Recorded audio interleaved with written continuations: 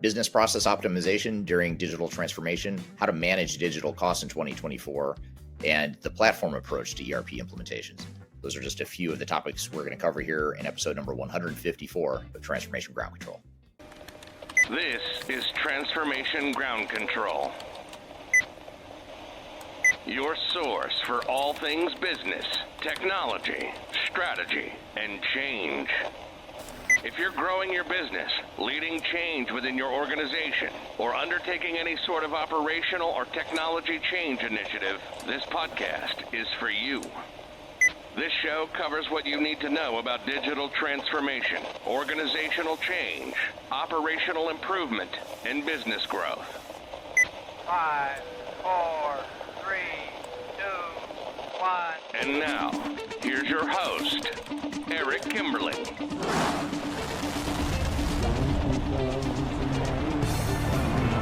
Hello, welcome to Transformation Ground Control, episode number 154. My name is Eric Kimberling, here with Kyler Cheatham. Kyler, welcome to the show, as always. Thanks for having me. I'm excited for today's episode. Likewise, I'm excited. We're going to cover a lot of stuff here today, and if you haven't been part of this podcast before, this is the podcast that covers everything related to digital transformation, including the strategy, people, process, and technology components of change. This show is produced by Major Tom Productions and sponsored by Third Stage Consulting, which is an independent consulting firm that helps clients throughout the world reach their third stage of digital transformation success. And not coincidentally, Kyler and I are both part of Third Stage Consulting. So you can learn more about us at thirdstage-consulting.com. You can find this podcast at transformationgroundcontrol.com. You can look at past episodes. You can watch upcoming episodes as well. And you can also subscribe to whatever platform you prefer to listen or watch to the podcast. So be sure to check out transformationgroundcontrol.com. We've got a great show for you today. We're going to cover, starting off with some audience questions. We're going to get to some of the things that have come through social media in terms of questions from the audience. We'll get into managing digital transformation costs in 2024. That's going to be one of the hot topics we open up with. How to manage digital transformation costs in 2024, as well as 16 business process management best practices to ensure project success.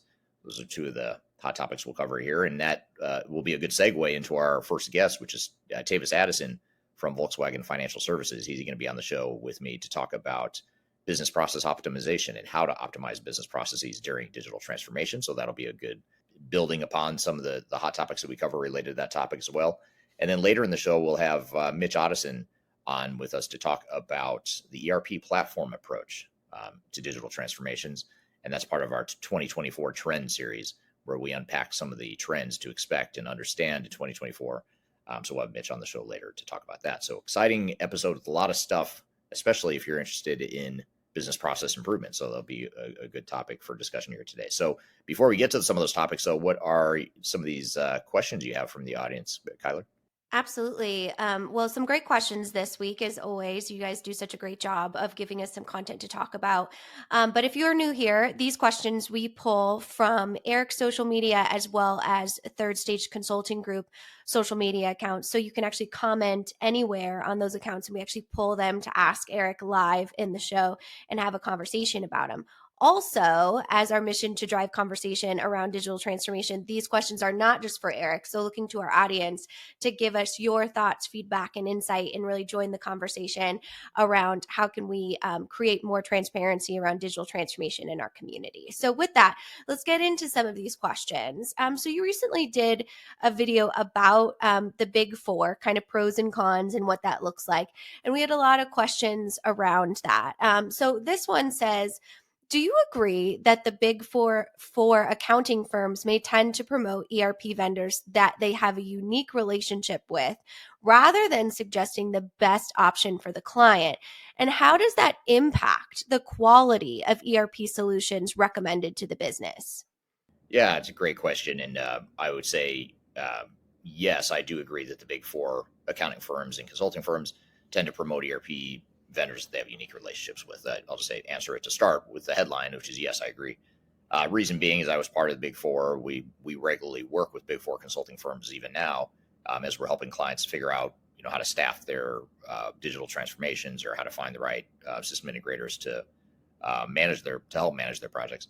And you have to look at how these companies have been built. The way that the big four consulting firms have scaled is by a pretty hyper-focused strategy where they tend to focus on big technologies like SAP, Oracle, maybe Microsoft Dynamics. And in some cases, some of the smaller vendors have some system integrators that are supporting them as well. Maybe not the big four, but other system integrators.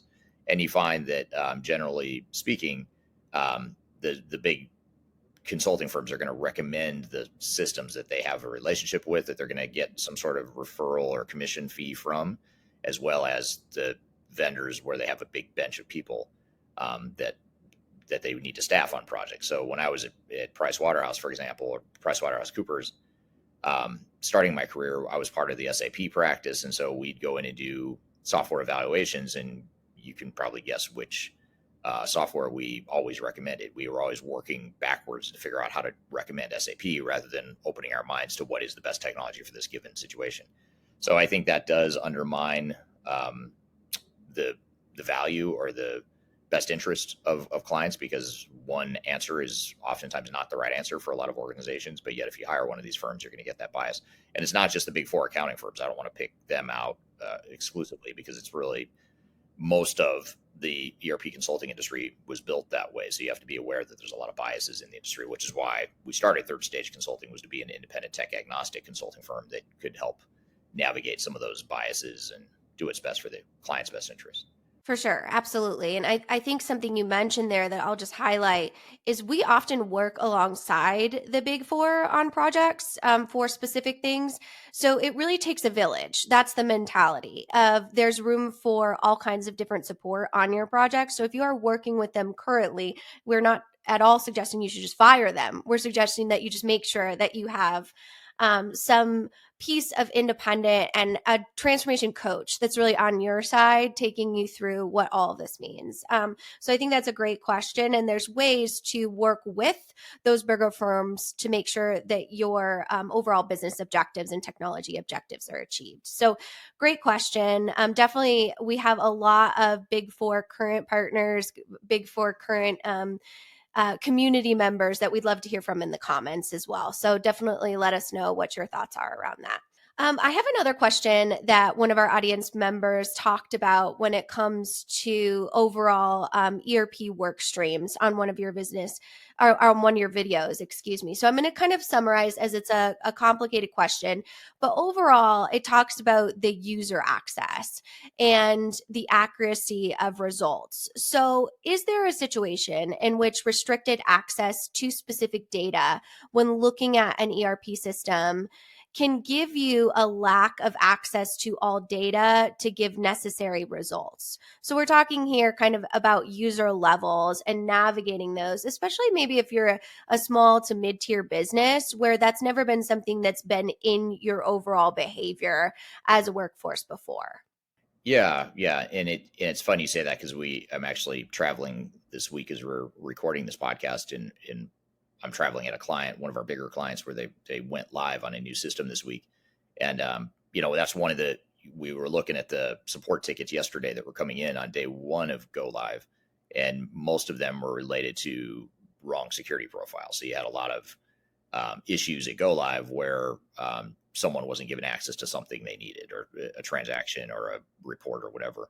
So I think that, the security in general is a good thing, but, you have to protect your data, you have to protect your systems, you have to protect from outside hackers or cyber criminals or whatever. Mm-hmm. So you have to do all that stuff. But at the same time, you don't want to be you have to find that right balance where you don't want to be so stringent and lock things down so much that people can't do their jobs. And that's, I think, one of the big challenges that organizations have. So easier said than done. There's definitely art and a science to it, but it is a very valid point you bring up.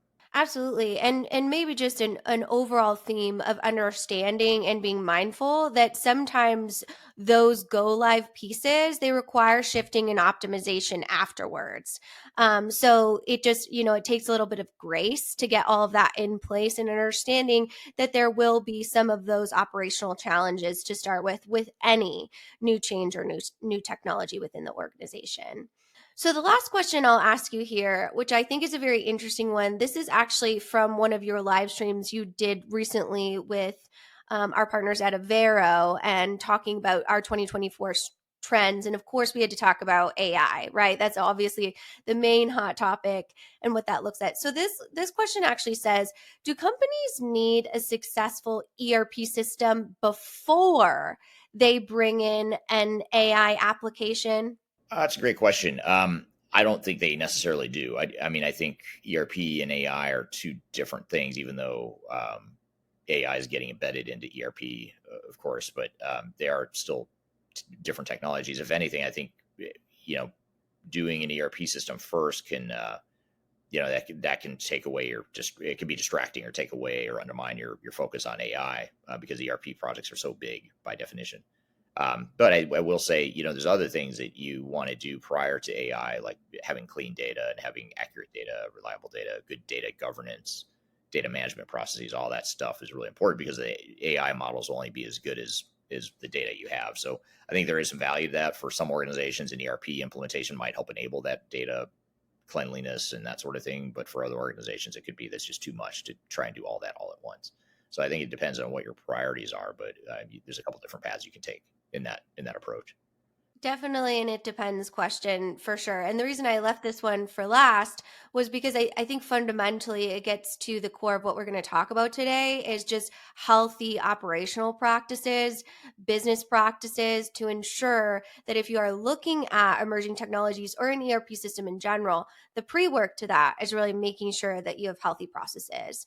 So I think it's a good kind of transition to some of the hot topics we're going to get to here in a minute, Eric. Yeah, absolutely. Yeah, we're gonna cover some hot topics related to managing digital transformation costs in 2024. So stick around for that, and we're also going to talk about 16 business process management best practices to ensure project success. So those will be two of the topics we cover here after a quick break, and then stick around too because later in the show we'll have Tavis Addison from Volkswagen Financial Services will be on the show. He's a director of process optimization at Volkswagen Financial Services for North America, and he's going to be on with me to talk about keys to process optimization during a digital transformation. So we'll talk about the whole thread of process management, process optimization, process improvement, all that stuff as it relates to your technology initiatives. And then finally, later in the show, we'll have Mitch Ottoson on to talk about the ERP platform approach and one of the trends we're seeing for 2024 and beyond, which is platforms instead of ERP applications and how to navigate that decision point and find the right strategy for you. So be sure to stick around for that because we're going to talk about that later in the show as well. But first, we're going to take a quick break. We'll be back with more on Transformation Ground Control.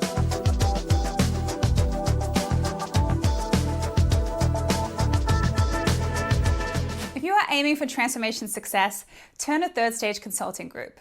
Third Stage's independent and technology agnostic consulting team helps clients define their digital strategies, define their roadmaps, and manage their transformations. With offices in the US, Europe, and Australia, our team helps the world's most forward-thinking organizations through their transformation pitfalls and risks.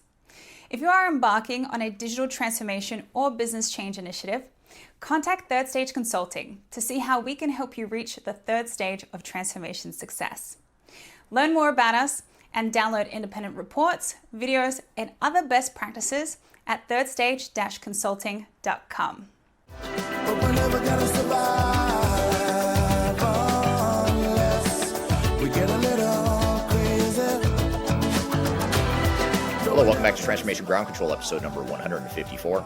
You can find new episodes of the show every Wednesday by going to transformationgroundcontrol.com. You can also go to transformationgroundcontrol.com to see past episodes of the show as well. You can listen and watch on whatever platform you'd like by going to transformationgroundcontrol.com. So thank you for being here today. We've got some more hot topics, or actually we're going to jump into some of the hot topics you've got for us here today. We're going to talk about managing digital transformation costs in 2024, as well as business process management best practices to ensure success. So what have you got for us here today, Kyler? Absolutely. Well, we talk about understanding the cost, the total cost of ownership, and the importance of managing to budget and timeline for digital transformation projects a lot. We also give you a lot of examples of what can happen from a financial standpoint, operational disruption, ROI dollars lost standpoint when it comes to failures in the space and how impactful those can be. So one thing I wanted to talk to today and to kind of give a setting to this, we are starting to get global projections for spending on digital transformation in 2024. And this study specifically says 2.5 trillion with a T. I feel like we're just making up numbers at this point. is going to be spent on digital transformations in 2024. So really that effective budget management is critical for the amount of money that's actually going into this from an enterprise standpoint. So this study talks about areas in which you can cut costs or be more kind of lean focused on cost effective management. And a lot of this goes into open source, looking at open source or modular based ERP options or enterprise tech options. And it talks about how open source software is really a cost effective option because you can add and remove whatever is most valuable to your business, but also the low code software to really bridge the IT skill gap and the labor shortage that we know is a real thing in the industry space right now. And something I wanted to do with you, Eric, was just kind of a quick like fact check on this. Because from our understanding, a lot of times low code software, though, is a really great option for some business, really involves a lot of IT maintenance or understanding through integration and internal competencies. So I don't know that bridging the skills gap or the IT labor shortage might be something that might be kind of a biased consideration when looking at a no-code software. So I wanted to kind of get your overall kind of devil's advocate opinion around, is open source or low code, no code software a silver bullet when it comes to cost savings, or are there considerations that you really need to be aware of? Yeah, I think open source systems in general, there's some value to them. I don't think, I don't think there is, the cost savings isn't as significant as it used to be, because a lot of these open source vendors, like on the ERP side, like Odoo and ERP Next, for example, they've become pretty mainstream, commercialized, standalone businesses, which is great. I mean, that's why we start businesses, is to make them successful, and so it's understandable. But what's happened is they've sort of converged with the mainstream ERP market in some ways in the way they do the pricing. And I will say some of these open source vendors are a lot more flexible and provide a lot of modularity to their solutions that other vendors don't. So it can be sort of a lower short-term cost and a lower risk way to try the solutions of the platforms. So I think, you look at, for example, I know Odoo is a good example. They provide a free trial version of the ERP system, of this ERP software, which most vendors don't do. So that could be, not that you expect it for the platform to be free long term, but at least it's a way to try it on a low risk basis. So yeah, there are some advantages there, but you also have some limitations with open source too, where a lot of times if you're a bigger organization, it's not going to give you the robust flexibility or the robust functionality that you're looking for across a diverse, complex enterprise. So it just depends on what kind of organization you are and what your needs are. Absolutely. And understanding, I think the biggest piece of this overall study is understanding those important needs, and then also reviewing kind of what your current state is. How many applications are you currently using? Where are your integration points? What are your processes? And those pieces really need to be kind of in a strong foundational awareness before you're able to pick a new technology. So just considerations there when it looks to that. So let's move into our 16 best practices for business process management. And I won't make you go through all 16, I promise, because a lot of them are pretty technical. And I know our audience knows a lot about that.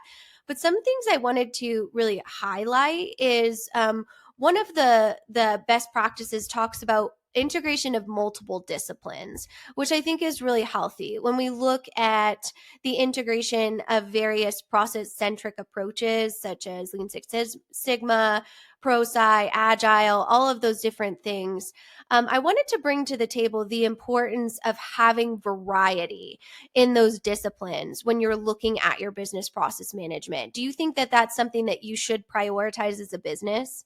Is looking at the diversity, you mean? Yes. Yeah, I do.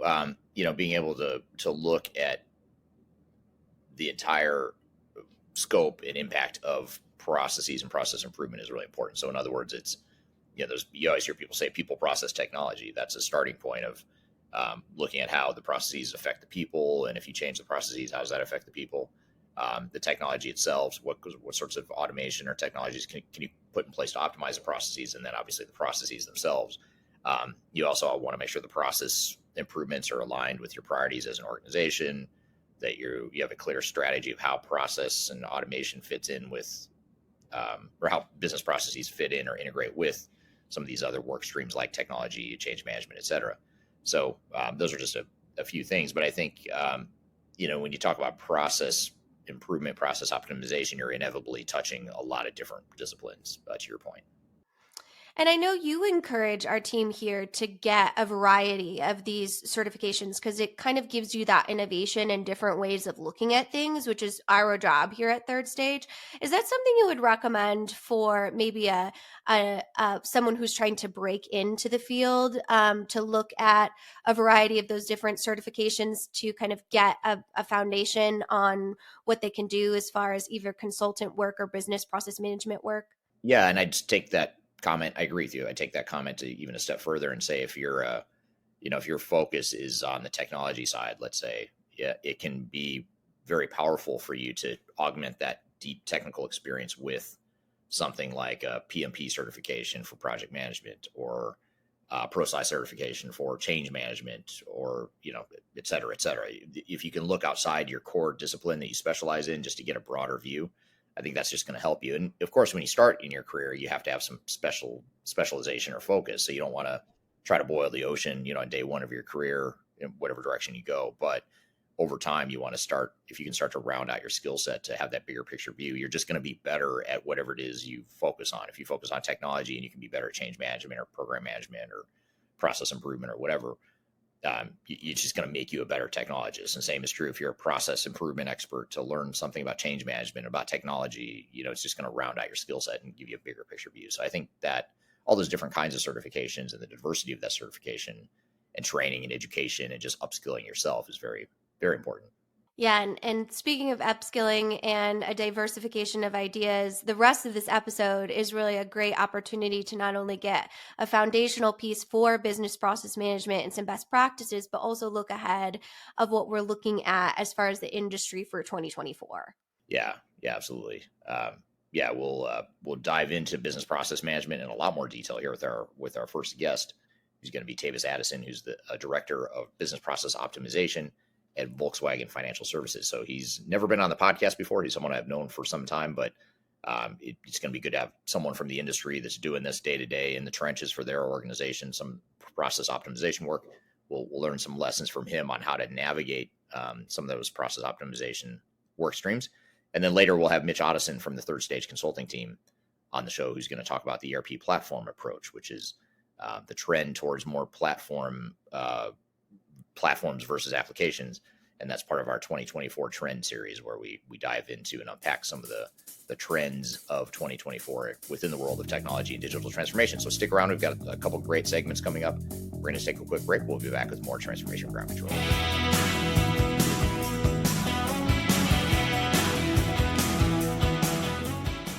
Interested in working for a company that truly values your unique skills and experience? Here at Third Stage, we don't hire based on resumes alone.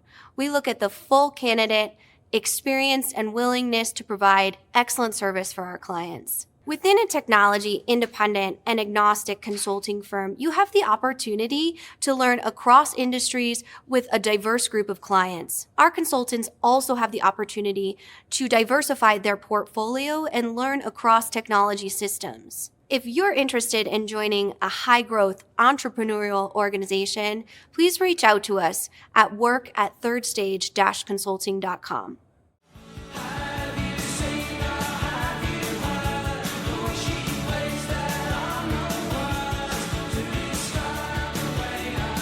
Hello, welcome back to Transformation Ground Control, episode number 154. My name is Eric Kimberling here with Kyler Cheatham. You can find new episodes of this show every Wednesday by going to transformationgroundcontrol.com. You can also look at past episodes or listen to past episodes, watch past episodes on that same website. So check it out at transformationgroundcontrol.com. And excited for our next guest, who's a first-time guest on the show. His name is Tavis Addison, who is a director of process optimization, business process optimization at Volkswagen Financial Services. He manages a team of people that help optimize business processes within his organization. So it'll be interesting to hear his perspective on business process optimization and the keys to process optimization and how that sort of process work fits in within a digital transformation. So that's what we're going to talk about here today. With all that being said, Tavis, welcome to the show. Thank you for having me. Absolutely. Glad to have you here. It's exciting, and it's fun to talk to you in this sort of format here today. We've known each other for a while, but we never had this sort of a live discussion before. So this will be a fun topic. Before we get into some of the questions, maybe just tell us a little bit about your background, and then I'll ask you to shift gears and talk about what you do at Volkswagen Credit. Thank you. Well, I'll tell you, my background is plain and simple. A lot of the same thing over and over again for a little bit over 25 plus years. Started my career managing several contact centers very early in my career. And then shortly after that with APAC, which is an outsourcer, I joined Allstate and then Allstate Financial. So I spent a lot of time in Allstate, almost a decade, focusing on converting manual to automated solutions, everything from making sure that we're prepared for SEC audits to how can we do a better job of moving mutual funds, making those experiences more modern. And then after that, I spent another 10 years with Discover Network. So in Discover Network, I helped establish the Lean Center of Excellence there. Again, doing a lot of the same things. That's where I introduced IBM BlueWorks Live to the organization, moving us from dynamic from static mapping. And then now I am with Volkswagen Financial Services. It's been a great ride for going on 6 years this year. I am the head of business process optimization for North America, for the North America region now, as of another year ago. And I have responsibility for optimizing processes for US, Canada, as well as strategic alignment for Mexico. Okay, great.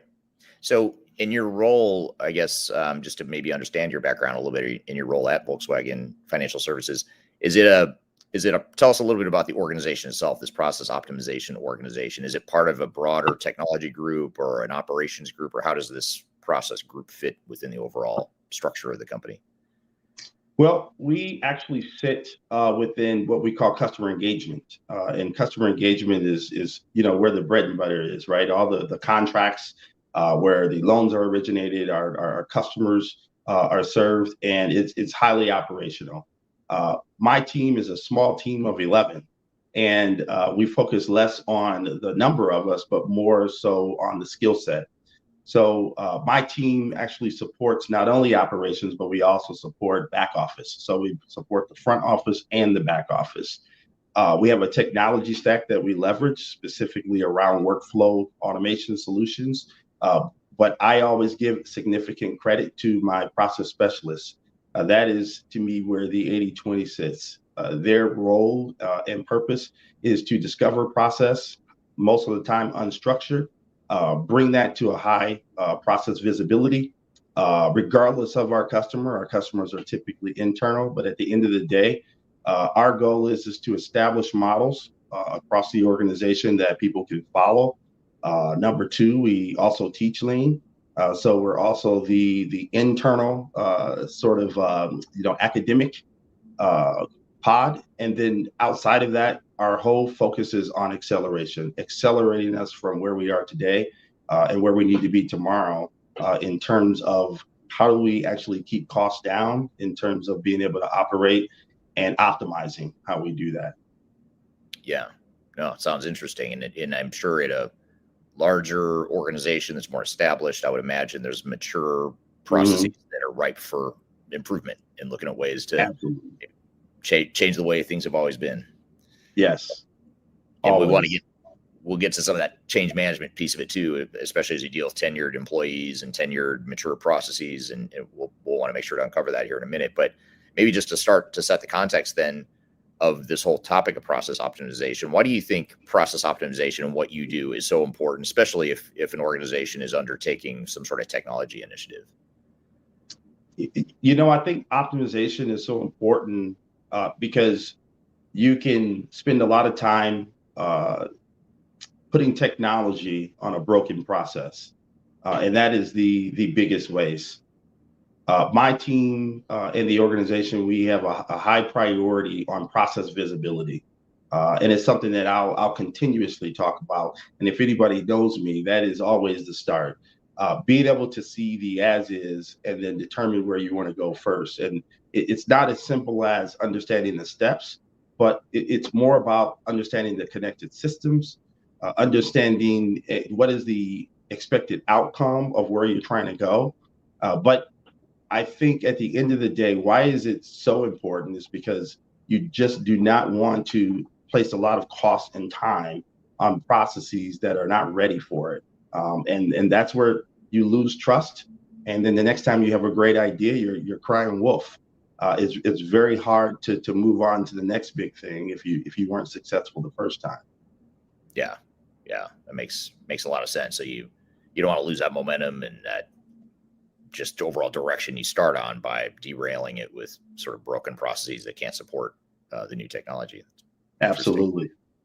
So I think you sort of answered it, but I'll ask it more explicitly. But I think you sort of touched on this here in your previous response. But when you're going through a technology initiative, which do you think should come first then? The business process optimization or the technology? In other words, a lot of software vendors will say, hey, don't worry about this current state. Don't worry about your processes. Our technology will drive the process improvements for you. So let's start with the technology that'll drive the process improvements. And then there's the other school of thought that says, let's start with processes first, figure out how we want them to look, how we want to improve them, then figure out how technology fits on top. So where do you stand in that whole debate or that whole continuum of the argument? Yeah, well, I'll say the very popular, it depends. And I don't think there's a one way. We operate under a certain term called pull forwards, as well as the agile approach. So you've got three approaches, right? I think the old approach is waterfall. Let's improve the process and to the T. But by that time, technology is moving so fast. Your technology solution could be quickly outdated. So what we focus on first is how can I deliver a little bit of value faster so the process doesn't have to be optimized or improved. It may still have some defects. Your process may not be as fast as you want it to, but maybe you have 10 steps that are unnecessary. Maybe you don't need a two eyes approach on everything anymore if you can apply a small set of automation there while you go. So I think it really comes down to it depends. And I think if you focus on process visibility, you understand your process costs, and you live by a model that gives you a baseline that you can follow in terms of, if I automate these three steps, this is the return I'm going to get. And then I'll focus on the rest later. So I think it depends. Yeah, agreed. And I think a lot of times too, what I've seen is a lot of times if you've got a really broken process or a process that you really want to overhaul as part of a growth strategy or an improvement strategy, you want to take the time to do that rather than just rushing out to find the technology first. But if it's a process that's more of an incremental improvement, or it's more of a vanilla process that maybe you could just sort of defer to how the technology handles it out of the box, or any sort of technology might handle a given solution, it seems as though in those cases, maybe that's where you could lead with technology more than you lead with process. But I think you're right. It depends on the process, I imagine, and how important that business process is to your overall growth and improvement strategy. Yeah, I would agree with that. And you always have to take risk in perspective. We follow a scoring model that we established here at VWFS years ago. It gives us an ability to follow a predictive model that says, pretty much in layman terms, if I do this, then therefore I'm in the realm of avoiding a certain amount of cost. And that gives us a gauge, and that's how we rank what we're going to do first, second, third, all the way to 99. And there may be a confidence level that comes out of it. We're 60% confidence when we don't know anything. And then we raise that confidence from there as we analyze more. But at the end of the day, I think what you're referring to, Eric, is when you're touching core systems, then throwing technology at a core system that poses great risk if you're wrong. I would strongly recommend at that point that you must optimize first. And I always go by the term, I'll never forget, I can't remember who the presenter was, but he was the lead of Lean many years ago with Kraft before they broke off, and he came up with the term "good enough." And I still manage all my teams and work with all my peers the same way. Is once we get to a point of good enough, it's time to move forward and start going after the value. Yeah, makes a lot of sense. What do you see as some of the biggest challenges with process optimization? You know what? I think I'm preaching to the choir on this one, right? Number one, change management. And I'm not talking about the change where you're communicating what the changes are. And I think a lot of times we get mixed up on which change management are we referring to. I'm a ProSci fan. You know, I certified with ProSci many years ago, and I have many certifications. And I always say one of the best certifications, most useful experiences I've had was with ProSci. I think, and I know at the same time that it doesn't matter if 2 + 2 is 4. That does not mean that the business is going to sign off and buy in and move forward. And in today's world, we are applying new technologies with people who were working without any technology, right? The more tenured they are, the harder it is to get them to trust automation. And then the second one, I strongly believe, is that you need to start with the baseline. I think a lot of times it's the right thing to do. It makes sense. It's going to satisfy the customer. Well, what's the return on investment? And if you're going to spend money on technology, start first with what is it costing us today to do business the way that we're doing it? And the more times you can express in a fact-based approach the return on investment and follow that model that your controlling or finance department can get behind. They know how you got to the number. They know how you're going to deliver, and they can measure it afterward. The more times you can do that, I think it will embed trust, and your journey will be much more successful. That's what I've found. But change is tough, and making sure that you got a model in place where you can be a bit predictive in your ROI is key. Right. Yeah. Great advice. I'd be curious to hear from the audience too what you think the biggest challenge to process optimization is. So if you just drop in the chat, I'd be curious to see how you all respond. You know, what do you think is the most difficult thing? Is it change management? Is there some other aspect to it that you think is the most difficult? We're here at Tavis Addison from Volkswagen Financial Services talking about the keys to business process optimization during digital transformation. We've got a lot more to cover. We're going to continue the conversation, but first we're going to take a quick break. You're listening to Transformation Ground Control.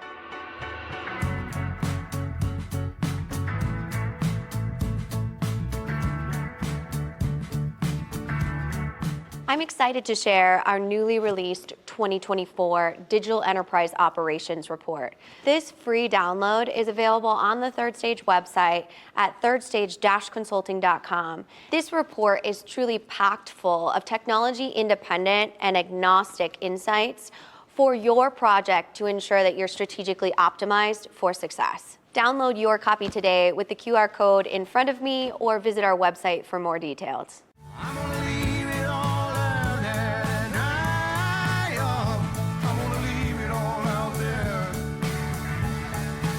Hello, welcome back to Transformation Ground Control, episode number 154. My name is Eric Kimberling, here with Kyler Cheatham. You can find new episodes of this show every Wednesday by going to transformationgroundcontrol.com. You can also listen to and watch past episodes of the show. So check it out at transformationgroundcontrol.com. And we're here in the midst of a conversation with Tavis Addison, who's a director of process improvement at Volkswagen Financial Services for North America. We're going to jump back into the conversation. We've got a lot more to get to, so let's jump back into it. Here's one comment that just came in response to my question of what is the hardest part of business process optimization or business process management. And Kyler on LinkedIn says the biggest challenge to business process management is people. So she agrees with you on that, Tavis, which is interesting. Here's a question for you, Tavis, also from Kyler on LinkedIn. She asked, what are some of the most common process challenges in organizations you support? So, in the scope of the work you're doing at Volkswagen Financial Services, what are some of the common process challenges, or maybe a couple examples that you could share with us? Yeah. In general, generically, I'll speak, which I think is very normal, right, is the manual. And when we have over 63 RPA automations that are running pretty much consistently. And while it's a lot to manage, but it's only a few people to manage that, right? And it's doing the work of many people. The benefit of that is that we can see what the bots are doing. We can see how they're performing. We can see when they stop working, right? The challenge is in the back office piece when you need people. And we in our organization, there's a lot of decisioning that takes place. So there's intelligence that we don't have the automation for, and where the processes or the procedures that live within the processes are very tough to see. And COVID blinded us, right? A lot of companies were not ready for COVID to say, now I can't observe you. I can't Gimba the process as easily as I could before. And not everyone has process mining. So the challenges I think that we face the most or that take up most of our time and material are procedure steps that require a human decision where it's difficult to observe how they make those decisions and how we model those decisions in a way where we can then automate those decisions. And that's really where the next journey is, right? That's really where AI is coming into the foreplay. But when we think transactional and when we are trying to make predictive statements in regards to pricing and predictive statements in regards to what do we do next, I think those are some of the most difficult process challenges that you can have. And then one last one I think is really around the attended bot. So when you're working with a group, a particular department, and their journey is to now work with automation, but those individuals have been with the company for a very long time and they're experts at what they do, they're great at what they do, but now you're introducing automation and you want them to trust the automation. It's very difficult. So it's a mindset to get them beyond. And I think that's where a lot of your energy is spent. The automation's fine. It's running and saying, hey, look, I've processed 20,000. What's next? But when it comes to the people side of it, it's a lot of repetitive conversations over the data. And if you can get them to start believing in the data, things start to roll downhill. Yeah. It just starts to go real fast. And then now they want more, they want more, they want more. Yeah. Yeah. Kind of along the same lines of what you were just saying. Here's a follow-up question from Ryan on LinkedIn. He says, with the emergence of tech like AI, machine learning, Internet of Things, blockchain, et cetera, how do you attempt to remain current without overshooting and relying too much on technology? Wow, that's a good one. It is good. I will say that there are some times, and our platform we leverage is UiPath, and for UiPath, I mean the support has been amazing in regards to literally the on the ground support for the platform. What I will say is that you could have the tendency to be the lead, or you can be the fast follower. And for us, it feels like we have been the lead on some of the new technologies. I'll just bring up machine learning, for example. We have a very robust machine learning automation that runs today that helps us to audit. And it's very accurate. You can see how accurate it is. You can teach it and it will learn over time. The challenge is that you don't always want to go for the shiny new thing. And I think that's where the question may be coming to as well, is that you don't want to rely too much on automation until you know more, right? Just like with any new drug that comes out, right? Some people will rush towards the drug and some people will wait. And I would encourage everyone to, implement, try it, measure it over time and see what contributions it brings. But I think the path forward in terms of ML and AI is proven. And to me, my model is always this: I can see what the automation is doing. It's very difficult for me to see what people are doing. So I'm going to place my bets on automation, 9 times out of 10. Yeah. That makes a lot of sense. Very interesting. Yeah, that's good stuff for sure. In a interesting of that intersection, because you mentioned AI earlier as well. You know how some of these technologies are creating so many good opportunities, but at the same time, you don't want to get so far ahead on the technology that your processes can't keep up with it too. Like Right. you mentioned before. Here's another thought I had, or another question is around. You talked about change management earlier, and how change management is a difficult component of process optimization. How have you seen, and you also talked a little bit about ProSci and sort of having a structured framework for the change management side of things, but how do you see the two fitting together, the two disciplines of change management and process optimization? How do they intersect, or how do you see them working in concert? It truly, it's well, first of all, depending on how your organization is built, you need a consultant. I really believe that we talk about the workforce today, and you have people who are remote, and you have the term hybrid. That means that sometimes I'll go into the office, sometimes I'm remote. That's our new world today. I apply that same approach and classification to the type of employee you need in order to be successful. So you need a hybrid sort of skill set now, right? That your employee is now a hybrid employee. I can both influence without authority, because a lot of these resources, they don't own the process. It's up to us to garner the trust from the business, the process owner.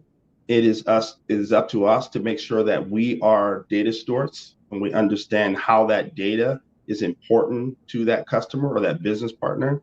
But at the same time, the other side of us, we need to be a bit technical now.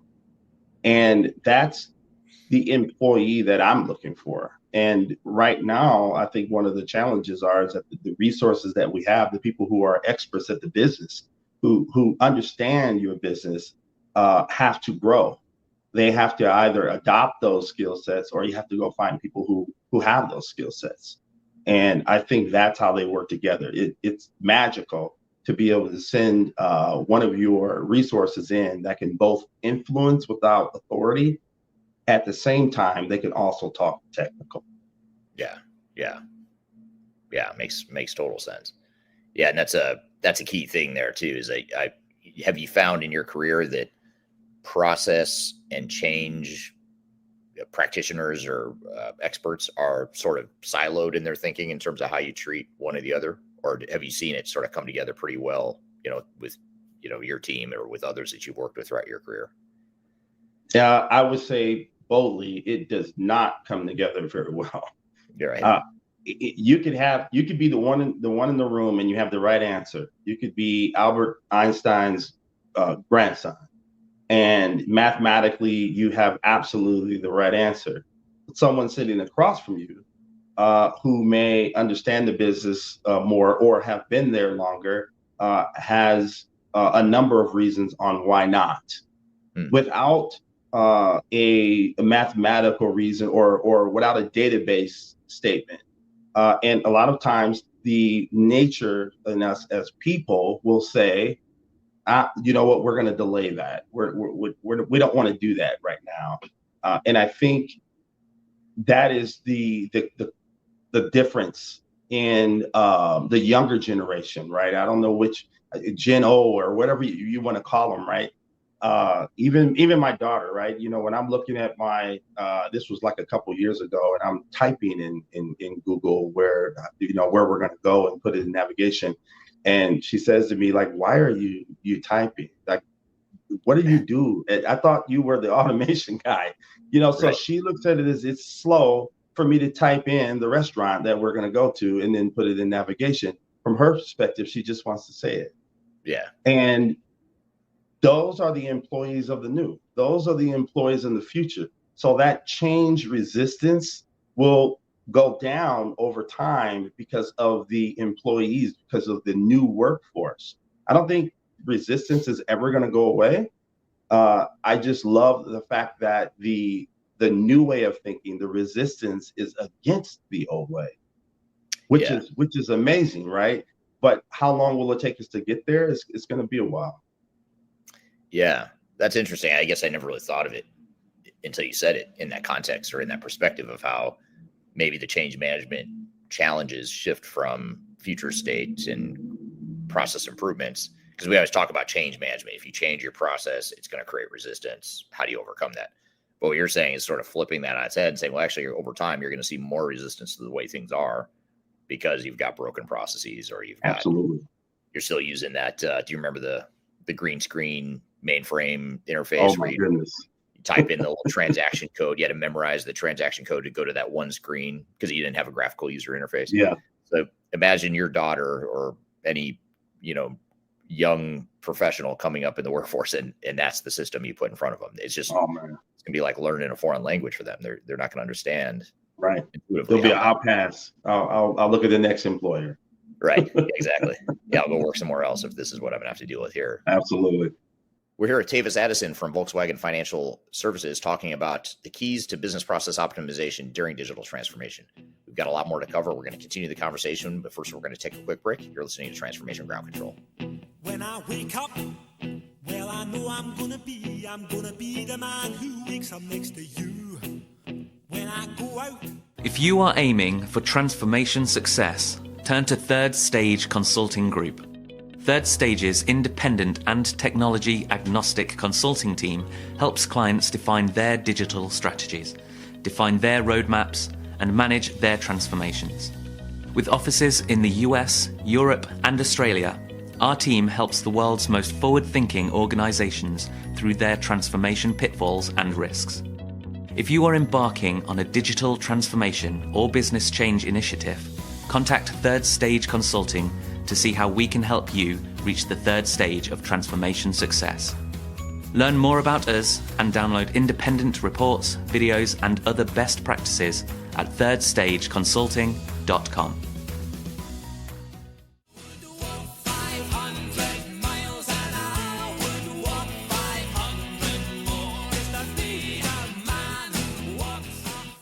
Hello, welcome back to Transformation Ground Control, episode number 154. My name is Eric Kimberling, here with Kyler Cheatham. You can find new episodes of this show every Wednesday by going to transformationgroundcontrol.com. You can also listen to and watch past episodes of the show. So check it out at transformationgroundcontrol.com. And we're here in the midst of a conversation with Tavis Addison, who's a director of process improvement at Volkswagen Financial Services for North America. We're going to jump back into the conversation. We've got a lot more to get to, so let's jump back into it. And I suppose for do you see that for organizations like your own at Volkswagen Financial Services, ones that have been around for a long time, you've spent decades investing in processes and technologies that are now presumably outdated. Do you see that call it maturity of processes and the tenure of employees and just sort of the fact that these processes are all baked into the organization over time, does that make change more difficult or how does that affect your process optimization efforts? I think naturally, regardless of the type of company you work for, the sector, the bigger the ship, the longer it takes to turn it around, right? If I've got a small boat, then I'm going to turn around much faster than you will. But if I've got a cruiser, I've got a cruise ship with 1,000 people, it's not going to turn. Volkswagen Financial Services, we are, we're part of the bigger group, right? We're part of Volkswagen Group America, and it's huge, right? And we try our best in the U.S. to align with what the group is doing as well. So there's lots of benefit in that as well. We have other countries that we can country leaders that we can reach out to that are testing other systems and other technologies. We can get very rich data inputs and experiences just from within Volkswagen itself. When you think about core systems, right? So there are certain core systems that are implemented that we will all follow and we will all adopt, as a conglomerate. Now, then it becomes very difficult. Now, the pace of change for something that could have taken anywhere from 6 to 9 months takes several years. And even with Volkswagen Financial Services, where I work for the U.S., right? It's over 1,000 employees. We service over 1,000 dealers. We've got about 1.6 million active retail contracts, right? 47 markets. So change moves much faster, always with two things. It always goes back to return on investment, and is it predictive? And then two, it's all about the ability to influence that leader, and what are you bringing to the table to influence that leader on why we should. And usually it comes down to revenue or cost avoidance, which that's another one I think is shifting, right? There's so many competitors out there, even with technology today. But if you can avoid cost, if you can avoid fines, if you can avoid slaps on the wrist, that I believe is coming to the forefront now. And I think that's why lean practitioners are probably becoming more popular now. Centers of excellence are kind of re-emerging now, because we need to be protected with so much technology, with so much cloud. Now you need people who can get under the hood and ensure that you're protected. Right. Yeah. Makes total sense. Going back to when we were talking about change management just a moment ago, here's a question from Kyler on LinkedIn. She had a follow-up to that, which is, should it be that upskilling is a core change management strategy for organizations that want to improve their processes? Absolutely. Without a doubt, that's a strong yes. I wouldn't depend on just going out and purchasing the upskilling or requiring the training, even though that definitely, if you can do it, do it. One of the things that we try to do is things like this, working with you, Eric, and talking to the industry experts who have that rich understanding of multiple companies of what they're doing. Many times, and I don't want to speak for certain companies, but there's a very large company, right, that focuses more on connecting with what other companies are doing and networking with other experts in the industry than they do outside training, and it works. But the upskilling point to the question is absolutely you have to upskill. Just like it's kind of like saying I need a new platform, because people don't want to go into the bank and wait for cash anymore. They want to go to an ATM, right? People thought that would never happen. And people thought we would never buy off the internet. If you date back as old as I am, right, that no one's going to shop on the internet, right, for Christmas and all that. We're just going to keep going in. Well, it's the reverse. It's the same thing with people. Technology is going to continue to move so fast that if your people stay where they are, they're going to be ineffective, or it's going to take you 2 to 3 times longer to get things done than the A customer the A competitor and the B competitor. So upskilling is absolutely critical. Yeah, makes sense. I agree with you on that. Here's a question from Andrej on YouTube. Andrej says, from my experience, many operations managers want to fix existing processes rather than working on reengineering or other drastic improvements. How much energy do you devote to evangelism? And then it cuts off here and continues with, instead of already working on improvement. So maybe we start with I would say that one that's a difficult one for me to answer, honestly. It is that question right there. I believe whomever comes up with the magic bullet for that one should go and teach.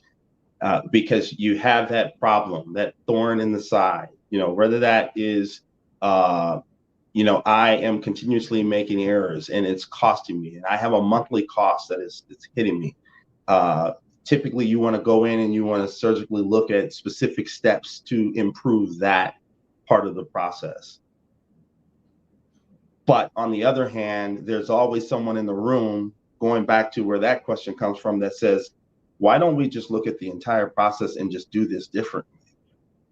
Let's fix the whole thing instead of pieces by pieces. And that's the challenge for my team. We're not a very big team, so we're always balancing or having to pick, which doesn't sound good, but we have to pick which one are we going to go after when we know that the process itself needs an overhaul. Yeah. Yeah, and you also have to balance, I suppose, the momentum and support for certain types of process improvement. So, in other words, if you can get management buy-in to do some incremental improvements, and maybe you can't get their buy-in or excitement over doing a massive overhaul, you sort of have to not pick your poison, but you sort of have to decide, well, do I fight an uphill battle and work a little bit harder and longer to build momentum, or try building momentum for something that's not there, or do I ride the wave of momentum that already exists with wanting to make more incremental improvements? Do you see that dynamic, or is that a strategy you've had to navigate in your organization? That's Monday through Friday, man. That's what you just said is Monday through Friday. And I would say the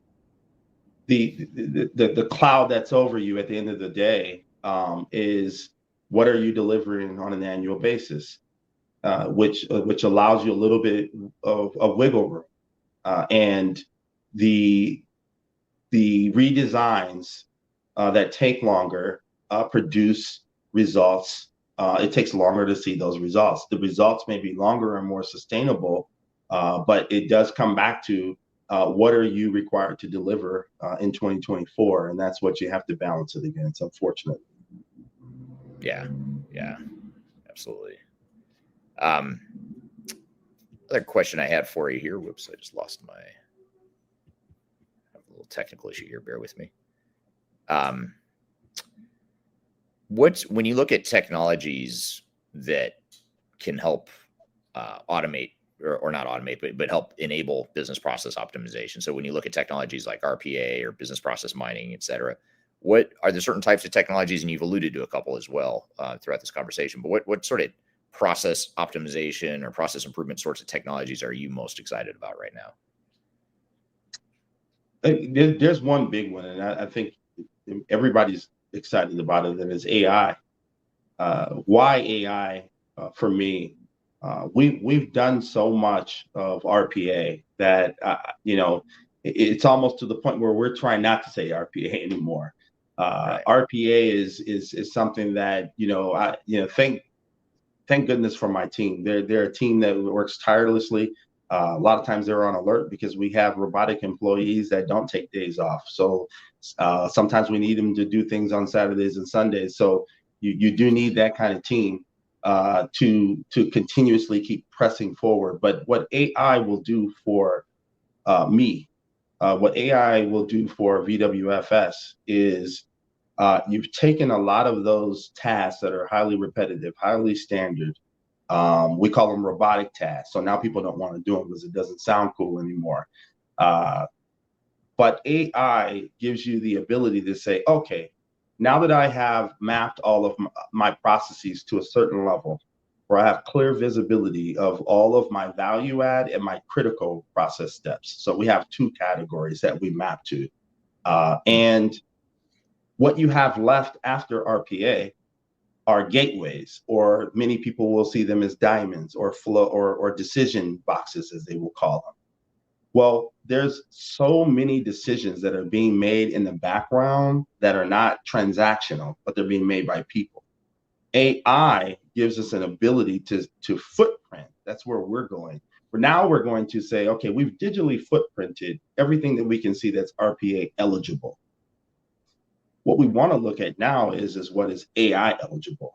And then once you add up all of that from all the process that you can visibly see in whatever tool that you're using, and you understand the cost and the time for those particular steps in your overall operations, I'm betting that the return on investment could far succeed what RPA is doing today. So AI, for my leader, my current president, my current EVP, who I report to, that is the charge for me and my organization, is to start looking at now, what does that next journey look like? And I think even then, for me, AI will then start to replace where we have RPA at, because then the bots, to me, and to our organization, are temporary fixes for the most part. We're here at Tavis Addison from Volkswagen Financial Services talking about the keys to business process optimization during digital transformation. We've got a lot more to cover. We're going to continue the conversation, but first we're going to take a quick break. You're listening to Transformation Ground Control. Could you whisper in my ear the things you want to feel? I'll give you anything. Interested in working for a company that truly values your unique skills and experience? Here at Third Stage, we don't hire based on resumes alone. We look at the full candidate, experience, and willingness to provide excellent service for our clients. Within a technology, independent, and agnostic consulting firm, you have the opportunity to learn across industries with a diverse group of clients. Our consultants also have the opportunity to diversify their portfolio and learn across technology systems. If you're interested in joining a high-growth entrepreneurial organization, please reach out to us at work@thirdstage-consulting.com. Anything you ever dreamed to be complete. Yes, of nothing that's all. Hello, welcome back to Transformation Ground Control, episode number 154. My name is Eric Kimberling, here with Kyler Cheatham. You can find new episodes of this show every Wednesday by going to transformationgroundcontrol.com.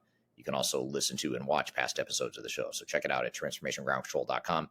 And we're here in the midst of a conversation with Tavis Addison, who's a director of process improvement at Volkswagen Financial Services for North America. We're going to jump back into the conversation. We've got a lot more to get to, so let's jump back into it. What advice would you give to an organization that insists on keeping business process management or business process optimization work internal? Often businesses refuse to embrace external ideas and innovation, resulting in the loss of valuable insights. So what are your thoughts on that? Let me think on that one. I think it gets back to what you were talking about before about, hiring consultants, experts, people that have that rich experience, having done this for multiple industries, organizations, et cetera.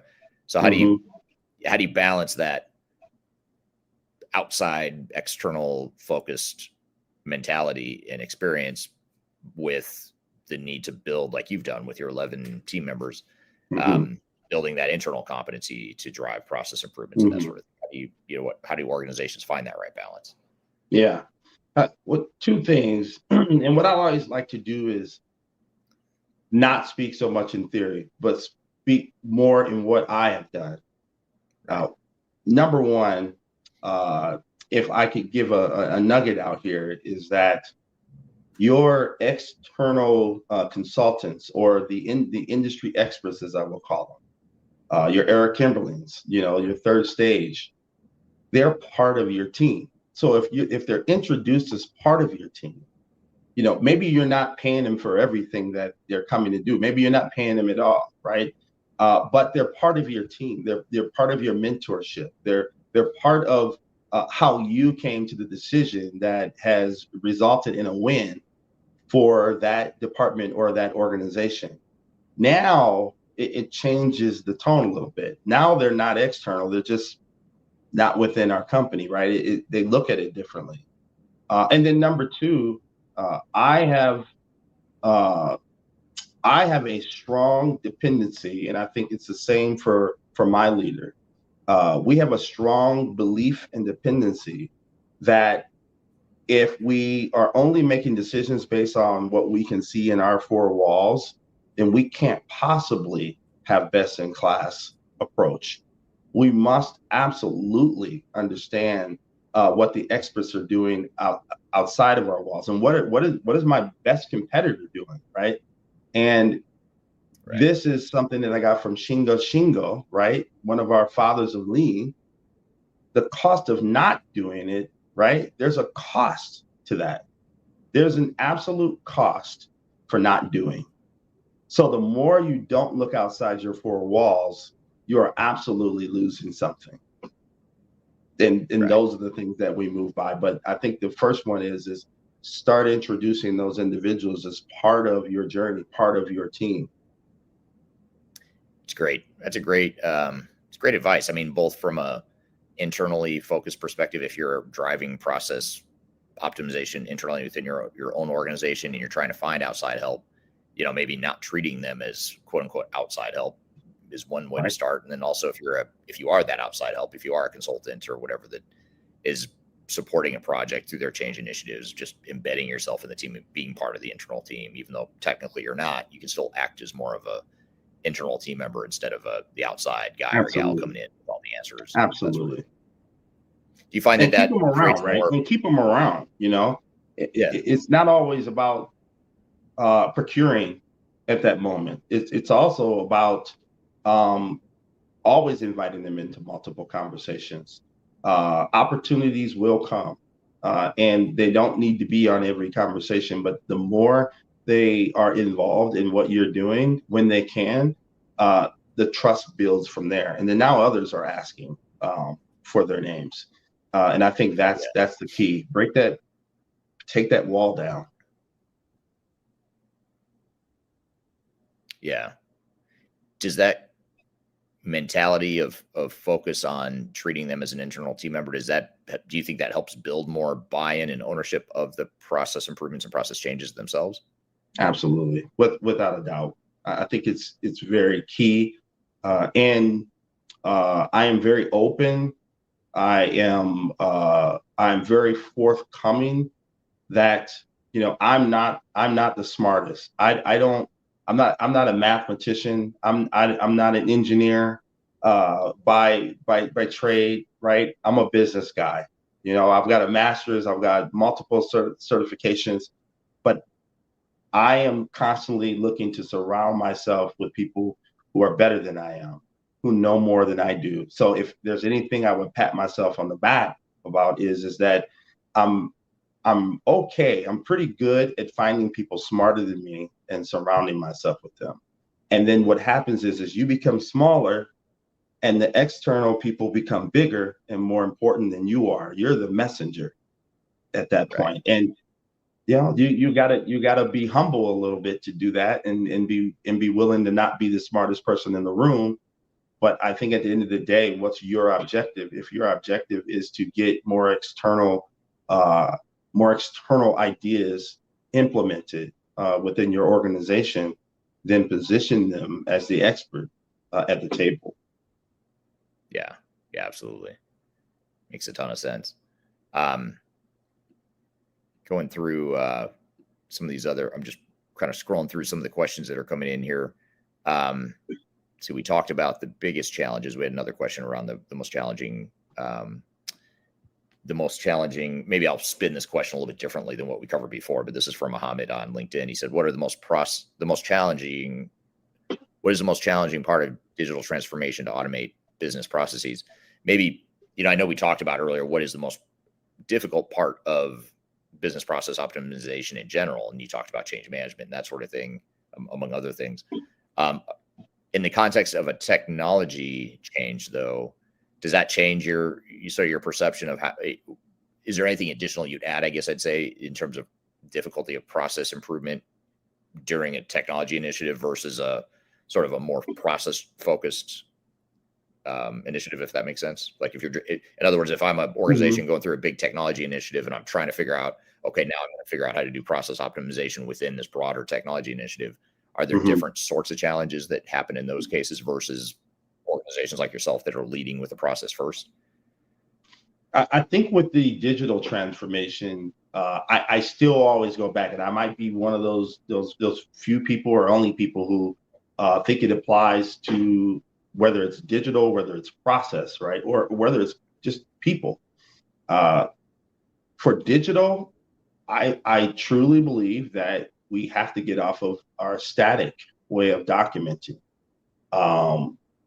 If you go to, I don't care what company you go to, it's typically static. It's a PowerPoint presentation.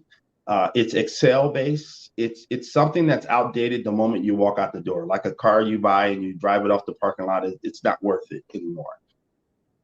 For digital transformation, I think that the biggest challenge is being able to see the process together dynamically.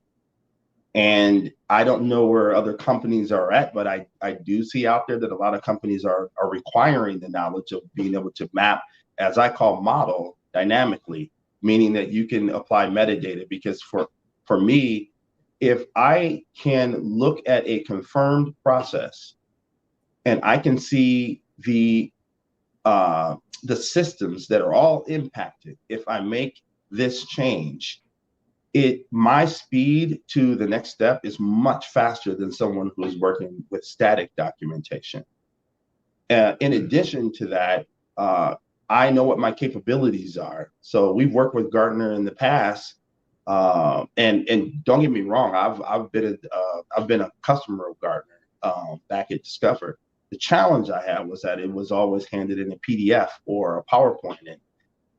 And again, we're at a different day and age now. I need something dynamic, right? So I can change on the fly when there's a new California law that comes in that says I've got to change my process or else, right? And if you're going to do a digital transformation, in order to ensure that you're not violating a Reg Z regulation, right? Reg Z. I'm not calling people too many times, but you want to keep that automated, then you need to be able to pivot quickly. And I think a lot of digital transformations, they take so long simply because we don't have an ability to see our process in a most expedient way and make decisions in a most expedient way to get to the next step. NASA's been doing it forever, right? They're racing other sides of the world to see who can get somewhere faster. They don't have the time to work with static, right? They have to be dynamic.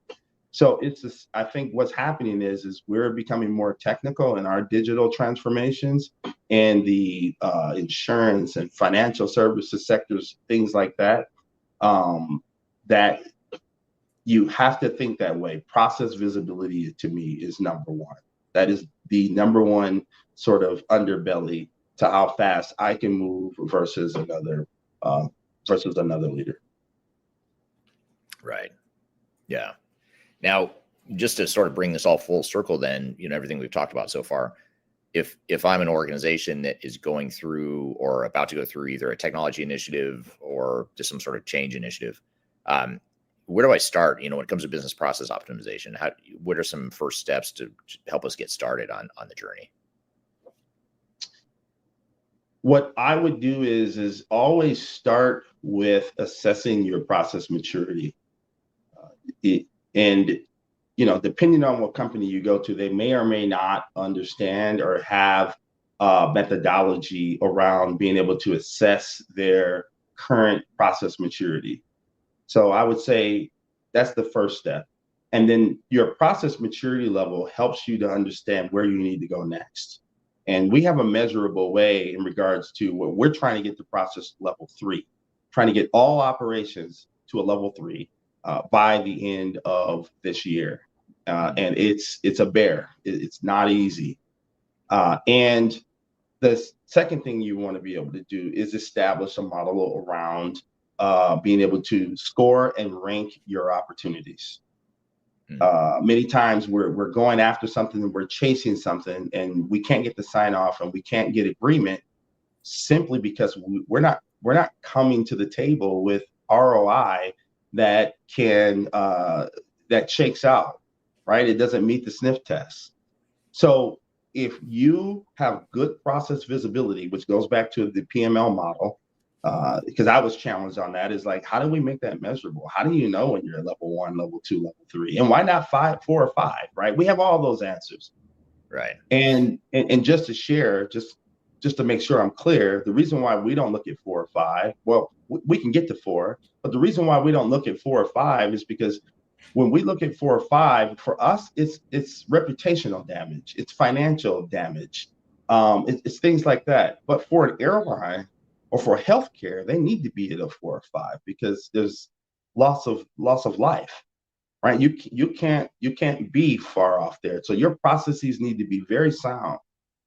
And when you have that model in place, you can not only look at what cost you're avoiding, but you can look at how much time you're saving and put a dollar amount to it.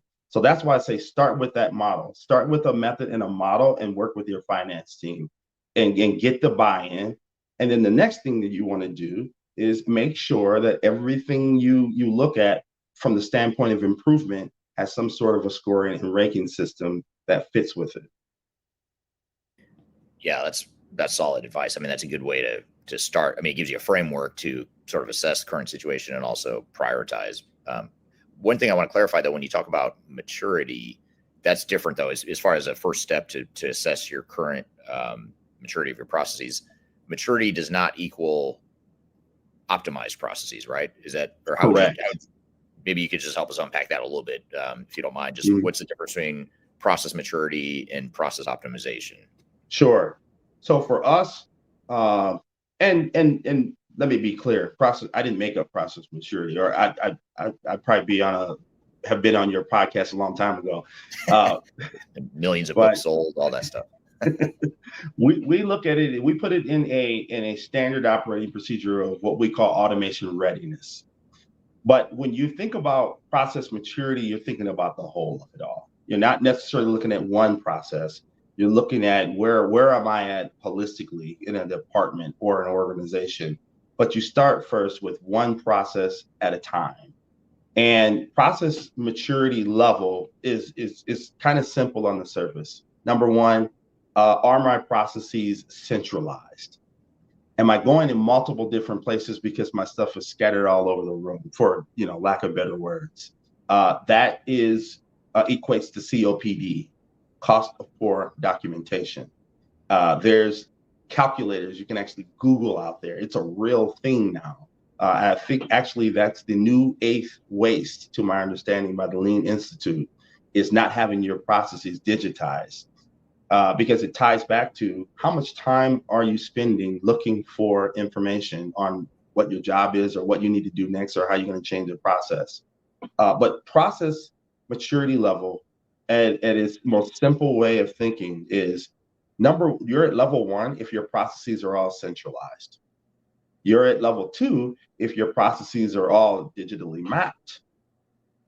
And you have they're centralized in one place where you can get to all the links, where it links out to your, where your sources of truth are, where your other SOPs are at. You can go to one place if you're looking at it from a digital standpoint.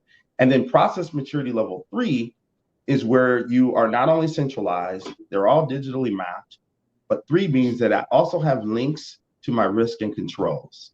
Because then now you're making your auditors happy. So we're not just trying to get to a certain PML level for the sake of process improvement. We're trying to get to a certain PML level so that we can stop depending on documentation, so that we can stop doing the dog and pony show to get ready for an audit. We don't have to get ready anymore. We're always dressed because it's in a dynamic place. It's always centralized. And then when it changes, then I can see something that changed in Eric's process and my process, and I get alerts. So all of that extra effort in a static environment goes away. And that's what we're trying to do to get to PML, what we call PML level 3. And that for us means that if you are not there in a particular process, meaning that that process is not digitally mapped and doesn't have systems and controls in there, and it doesn't link to the dependencies, then you are not ready to automate. Yeah. Makes a lot of sense. And I think that process maturity categorization or approach is something that's really important to understand, because it is different than optimization, and it's sort of more of not an assessment of how optimized your processes are, but how mature they are. I think those are two different, two different dimensions that are worth unpacking or just differentiating between. Okay, thank you, Tavis. Great conversation, and thank you to the audience for the great questions around business process improvement and business process optimization, all that good stuff. Thank you for the great conversation there. We're going to take a quick break. When we come back, we'll debrief on some of the conversation here with Tavis, and then we'll also shift gears and bring on our next guest, who's going to be Mitch Ottoson from the Third Stage Consulting team. He's going to be on talking about the platform trend that we're seeing in the ERP software market, so be sure to stick around for that. First, we're going to take a quick break. We'll be back with more Transformation Ground Control. Just tell me what you've got to say. Tell me, I've been waiting for so long to hear. Hi, my name is Eric Kimberling. I'm your host here on Transformation Ground Control. And if you haven't already, I want to invite you to buy my new book. It's called The Final Countdown: Strategies to Reach the Third Stage of Digital Transformation. It's my first book. I'm very proud of it. I love this book, and it was my attempt to create a summary and a playbook for what it takes to be successful and defining a digital strategy and a roadmap for your organization. So there's a lot of things we can cover when we talk about digital transformation. We talk about a lot of stuff on this show, but I wanted to condense it into a readable, sort of a sequential format that made it easy to help define a digital strategy for project teams that is unique to your organization, unique to your goals and objectives. So really hope you'll read it. I hope you enjoy it. Again, it's called The Final Countdown. You can read that book by scanning the QR code right here in front of you, or you can go to thefinalcountdown.com. Again, it's been an Amazon bestseller since it came out, so I encourage you to check it out, and love to hear your views and your comments on it too. So The Final Countdown, my new book, you can go to thefinalcountdown.com or scan the QR code in front of you. Hope you enjoy, and we'll see you soon.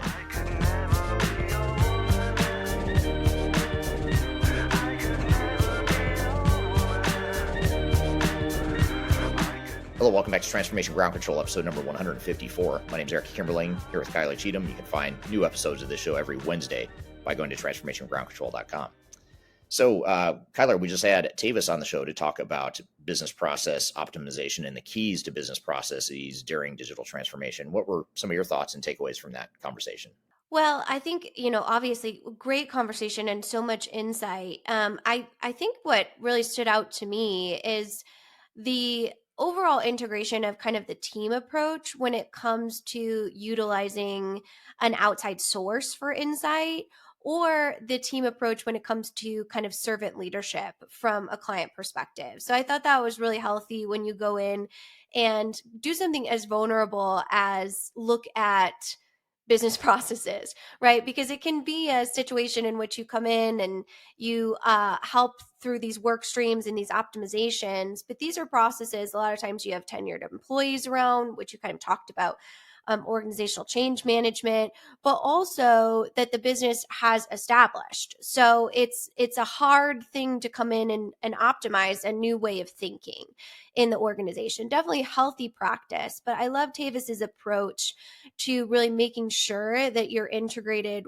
as a member of the team of the organization, and how really important that team mentality is. That's very similar to our mission here at Third Stage. So I think that really stood out to me as something that is just such a healthy practice when it comes to working with clients or other organizations. Yeah, absolutely. And finding the right internal and external resources that are going to help you round out that team or create that team that's going to give you the best chance to succeed. And the honesty and purity around like really what is going to be best for the business as opposed to what's going to be best for the consultant. So I think that that's something that, is a great brand match between Volkswagen Financial Services and also Third Stage, which is why the conversation makes so much sense. I also think that the overall understanding of business processes and the unique needs to the organization, it kind of reminds me of a strand of DNA to the organization. It is so unique in the fact that it not only is really what makes the business exist in that operation, but also what makes the business unique. So really understanding that and having that visibility to your needs from a business process management standpoint is going to be really the first step. We call it phase 0, but really the first step to understanding what the optimization areas are. Yeah, absolutely. I like that framework that he laid out as far as the process maturity and the prioritization of processes. I thought that was a great thread in the conversation. In fact, I told, I was talking or thinking about it after the fact, and it seemed like in hindsight, I would ask that process maturity question a lot sooner and maybe spend some more time on that piece of it. But I thought that was a good thread that he alluded and touched on late in the conversation. And I appreciate how you clarified, right, as well, to say mature processes aren't always good processes, right? They just happen to be what you've always done. And the understanding of there is new areas of optimization, and how you both touch on the workforce. There's kind of these meeting of the two minds where you have digital natives in the workforce meeting the employees that are operational natives. So that's, it's a beautiful thing, but it takes a lot of really mindful approach to make sure that that's going to work together to create synergy and positivity around business strategies. Yeah. In other words, you can have mature bad processes or mature inefficient processes or mature broken processes, whatever, doesn't. And I thought that was a good clarification he made. As far as matured is not equal optimized. They're two different dimensions. So. Absolutely. And as I always like to do, give you ideas for next steps with our amazing guests. I think a workshop might be in order with him. I see Yeah. a visualization of a whiteboard and both of you kind of giving us the idea of maybe like breaking down a case study, as you both kind of mentioned, specific client work. But this is one of those where the concepts would be cool to be kind of visualized in that conversation. And I think that's it's something that I'd buy that coaching program definitely from the two of you, because there's just so much technical pieces there, but from a really unbiased and overall helpful advisor standpoint. Absolutely, I agree with you on that. That'd be a fun way to unpack it too, to kind of go take some of the conceptual stuff we talked about in that conversation and go demonstrate how it's done. I think we have a video or two on the Third Stage YouTube channel that does that. We have a couple of our consultants that walk through some process improvement exercises, don't we?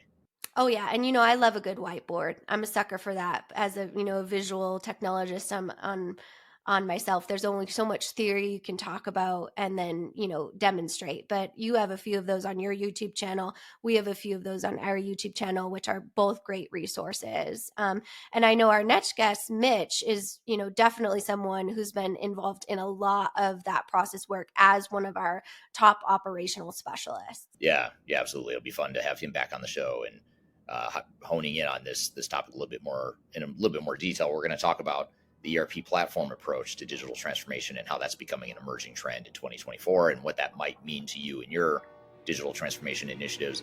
So we're going to have Mitch, who's a director at Third Stage Consulting. He'll be on the show here in just a moment. We're going to first, though, take a quick break. We'll be back with more Transformation Ground Control. What we're living in, let me tell ya.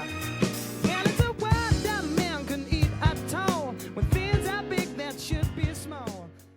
I'm excited to share our newly released 2024 Digital Enterprise Operations Report. This free download is available on the Third Stage website at thirdstage-consulting.com. This report is truly packed full of technology-independent and agnostic insights for your project to ensure that you're strategically optimized for success. Download your copy today with the QR code in front of me or visit our website for more details.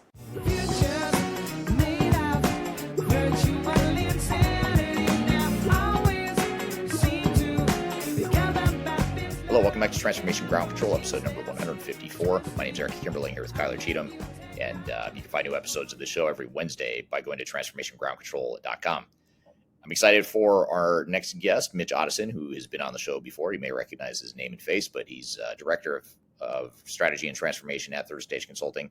And we wanted, Kyler, you're going to guide us through a conversation here where we talk about the ERP platform approach and what that means as far as trends in 2024 and what it might mean to your digital transformation in 2024 and beyond. So tell us a little bit about what to expect in this conversation.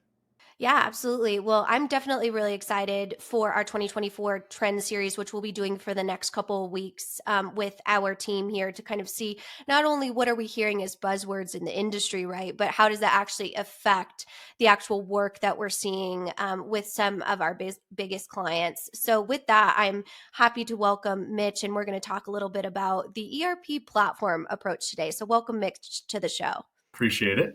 So my name is Mitch Ottoson. I'm Director of Transformation here at Third Stage.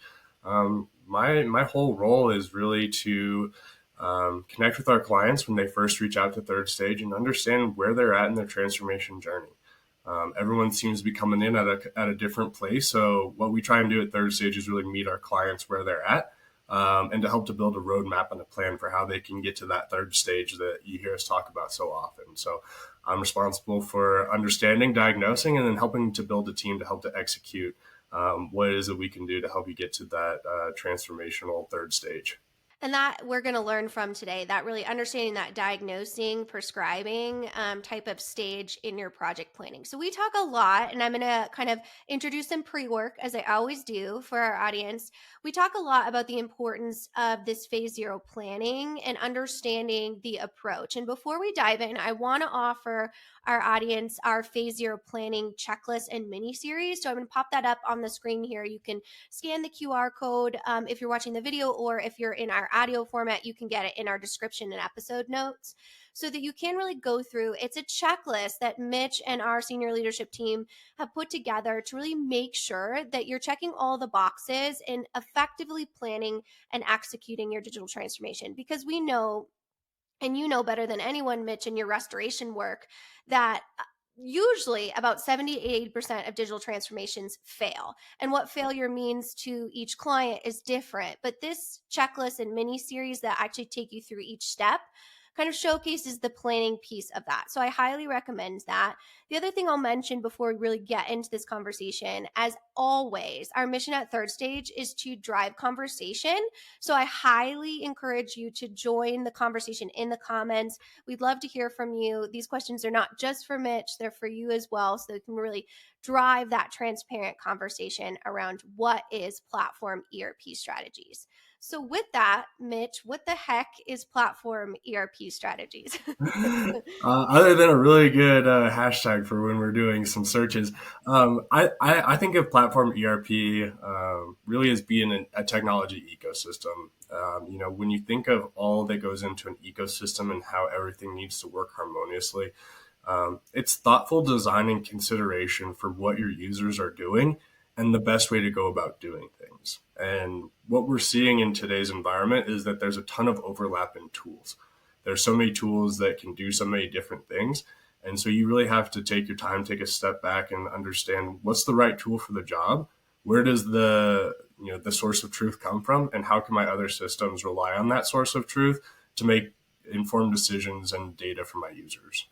For sure. Absolutely. And when we talk about kind of that concept, I really want to dig into like kind of what's right for you in a little bit, but just going into kind of our definitions. ERP platform strategies, it sounds like that approach is pretty much the standardized approach for every project. Is that correct?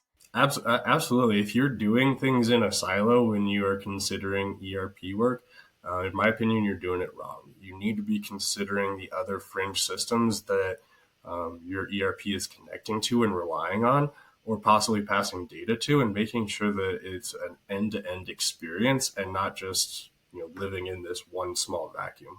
For sure. And that seems to be kind of a main trend when we talk about in 2023. I feel like it was the year of best of breed. We talked about that. That was really kind of the main I guess comparison between core ERP and best of breed. But it seems as though we've kind of moved into where they can live together in one quote unquote ecosystem. Right. And really where it's not best of breed, it's almost best for you, right? Yeah. As a business. I would completely agree with that. When you look at some of the name brand tools that are out there, there's a reason that everyone isn't running Salesforce for their CRM. That's for so many years, those two tools were just synonymous with one another, where if someone says Salesforce, they're talking CRM, but that's not the way it is anymore. The right tool for the right job is more important than having, the name brand or the best tool that's out there. You can accomplish a lot of things with right sizing and finding the right tool for what it is you're trying to accomplish. Yeah, all very good insights, Mitch. And I think the thing that we've really seen in kind of the marriage between these two approaches is that idea of platform ERP, but then really going to that deeper level of defining what is really right for you. So let's dive into understanding that approach. When does that really start in the project timeline of knowing what your approach needs to be as far as technology? Yeah, it's a good question. And for my projects, I like to get that started as soon as possible. When we start an engagement with a client, we typically start by trying to understand their current state and their ideal future state. It starts with the strategic roadmap and the executive conversations on where it is you want to go, and then understanding the flows and how you want the end-to-end process to look, and then deciding where the handoff should take place, because an end-to-end flow likely doesn't just take place in your ERP. It makes it as far as the ERP can go, and then it hands off to another system and vice versa. What we're finding is that handoff can take place in multiple places along the way, and it can be done effectively. So trying to figure out where is the optimum place for that handoff to take place to ensure that you keep clean master data and that you're actually then setting up your other system to do what it does well. So it's finding that balance. Absolutely. I mean, balance is key really to understanding that, but also you hit on something that I think is so important when we talk about the platform ERP approach, and that's work streams and business processes.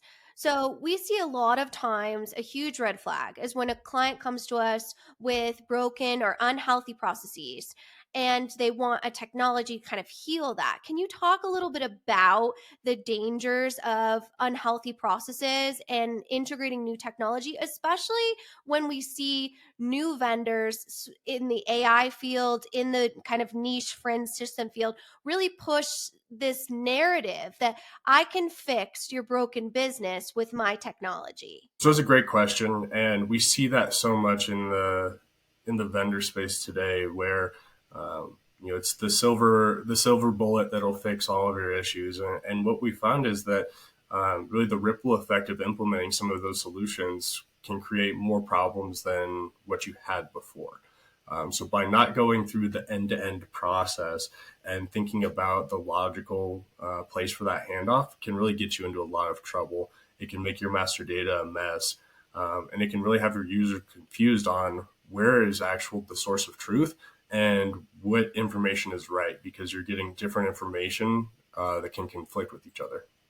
So it sounds like really the trend for this should almost be establishing healthy business processes in order to enabling that technology to be able to do what it needs to do. We talk a lot about kind of the definition of artificial intelligence, especially on kind of the trending side. And it is just that. It is artificial. Like we talk about what is and the definition of artificial. It's not real, right? Intelligence. So it doesn't work the way that a human brain would work. Right. And so what we need to talk about, I think, in that is how do we ensure that our business as a holistic view is healthy enough for that interoperability? And I know you work a lot with integrations, interoperability. So can you talk a little bit about the importance of making sure that your data has a healthy kind of network to travel through in order to make strategic decisions? Yeah, absolutely. And, first and foremost, I would say, I'm a big fan of, the AI, machine learning, all of those things. I think it is a lot of where we are going. But in order to do so, you need to have a solid foundation. And if you try and just solve your problems with implementing these complex algorithms, you're going to have more confused users than you're going to receive benefit out of it. What you need to do is have a solid business process where you can strategically insert some of these algorithms to get the right outputs. And if you don't have the clean data and good historical data to be able to support these things, it's garbage in, garbage out. You're going to end up getting a mess because you didn't do what you need to with establishing the solid foundation. Absolutely. And that solid foundation, we've kind of established that either target operating model, current state assessment, those operational efficiencies really need to be healthy. So when you're looking at in implementing a new technology or an ERP, how do you ensure that you understand the nuances of those integrations? Because I can only imagine that's a huge complexity when looking at new technology. All right, I have my processes. I have, a technology that I'm considering. How do I ensure that they match? It really is going back and getting to basics and understanding where does the actual data of the field come from? Where is the source of truth? And then what are the manipulations that is done to that data downstream? And is that the right thing to do? I always talk to my clients about establishing that source of truth and understanding where data is coming in and when you are most confident about it. Oftentimes it's the different slicing and dicing that has taken place, 3, 4, 5 layers away from where that actual raw data comes from that is the source of truth. And that's the figure that's confusing people. So being able to trace your data back to where it originates from and making sure that that is clean and then fixing it from there is huge. Absolutely. And really understanding, as you said, that source of truth, but really, where is your data coming from? What does it look like? And understanding that master data management is going to be a significant pillar of your strategy, because interoperability cannot happen without healthy data. So that's, good data hygiene is going to be one of those phase 0 planning pieces that we talk a lot about. And that's a huge job, Oh especially yeah. for our small to mid-tier organizations that are working on scaling, or that have had kind of a piecemeal approach to their technology, and they're kind of ready to graduate into something a bit more sophisticated. So that's definitely so important. Yeah, a lot of those organizations, we found they kind of, will put band-aids or duct tape onto things to kind of keep the business operations going. And when you're talking about pumping a lot of data that a lot of these algorithms need through your pipes, we speak in analogies a lot. So this one is a plumbing one. If your plumbing is held together with tape, you're going to have leaks, and hopefully that leak doesn't cause a bigger problem. So it's really finding the source of where that issue is coming from. We're here with Mitch Ottoson talking about the platform approach to ERP implementations in 2024 and beyond. We've got a lot more to dive into with Mitch, but first we're going to take a quick break. We'll be back with more Transformation Ground Control.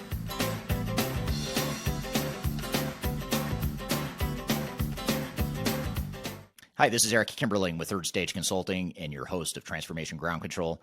I want to encourage you to read our Guide to Organizational Change Management. It's a free report or free guide that we published. It's one that I actually wrote that talks about best practices and lessons learned as it relates to change management. So as you know, on this podcast, we cover a lot of stuff related to the human sides of change, organizational change management, including training, communications, org design, all kinds of stuff as it relates to change management. So if you're trying to learn more about change management, or you're looking for more direction and ideas on how to get started on your change management strategy and your overall journey, be sure to check out this guide. You can read it by scanning the QR code on the screen in front of you, or in the links below for this particular podcast episode. You can find a link to take you to the page that will allow you to register to go ahead and download that and read it for free. So be sure to check it out. It's the Guide to Organizational Change Management, written by yours truly. I hope you enjoy it. Let me know what you think, and hope you enjoy the rest of this episode.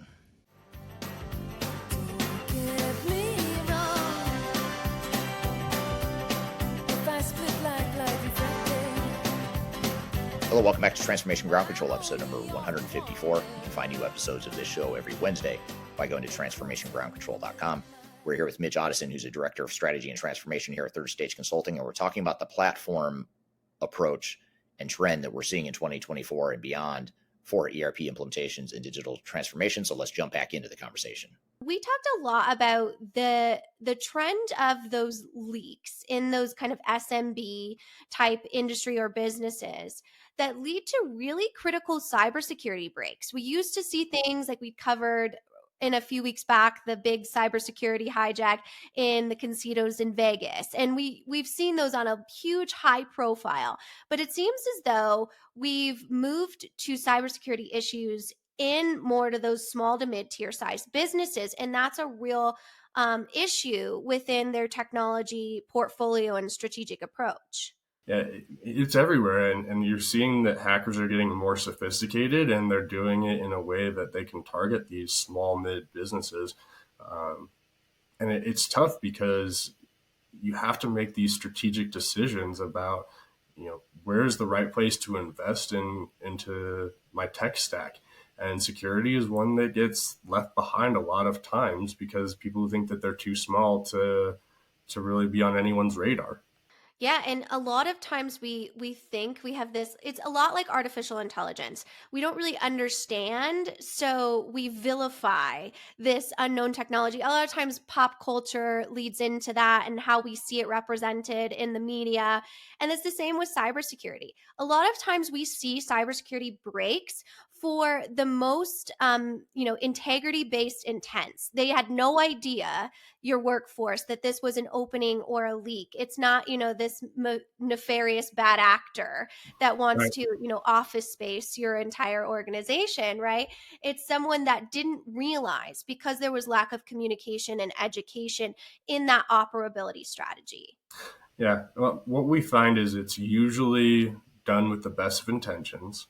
People have this can-do attitude, and they find themselves working around the structure and around the process that has been established in order to get something done.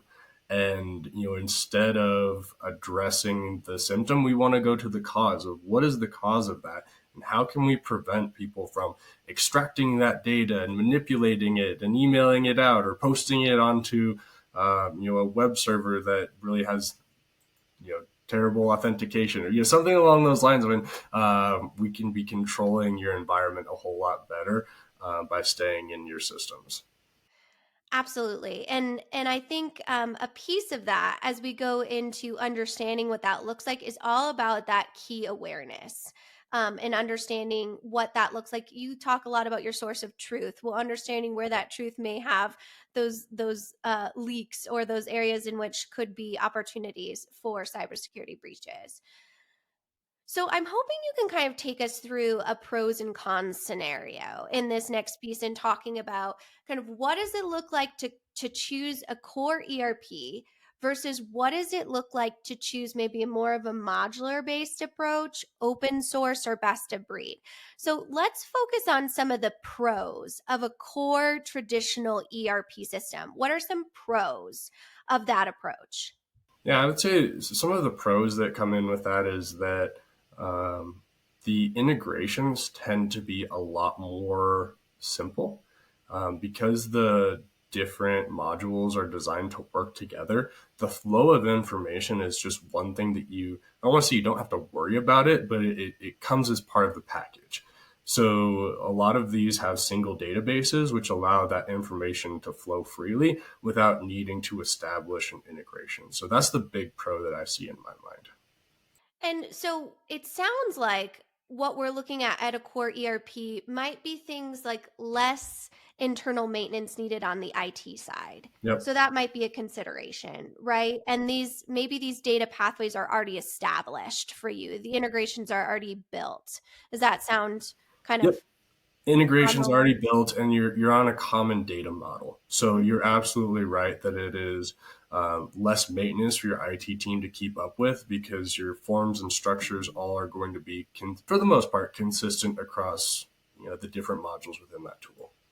And on this series, we're actually going to talk about IT labor shortages. So that's a huge trend that we look at 2024, is making sure you have those efficiencies and understand, again, that awareness key of what does your system actually take to maintain and continue to be healthy and performing to maximize that ROI, which is a huge spend around your ERP system. So can you talk about some, on the other side of that, some pros to maybe a best of breed approach or a modular based approach? Absolutely. I've seen a lot in the CRM space. There are a lot of vendors that are doing some really cool things. And they're doing, they have low code solutions.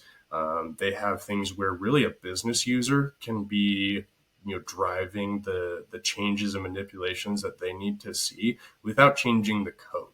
And so they're able to do that, and you're able to avoid having a system administrator or a dedicated IT resource to make reports, to make workflow changes, things of that nature.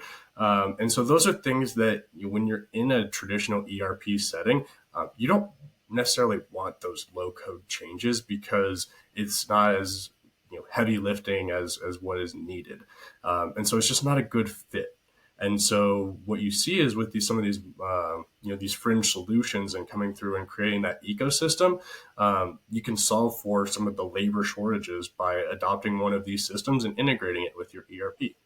Absolutely. And that makes a lot of sense for specific businesses. What comes to mind, I'm wondering your feedback on it, is maybe a business that has a specialized manufacturing within their vertical, or a specific competitive advantage. We see a lot of businesses that are like, I want to customize.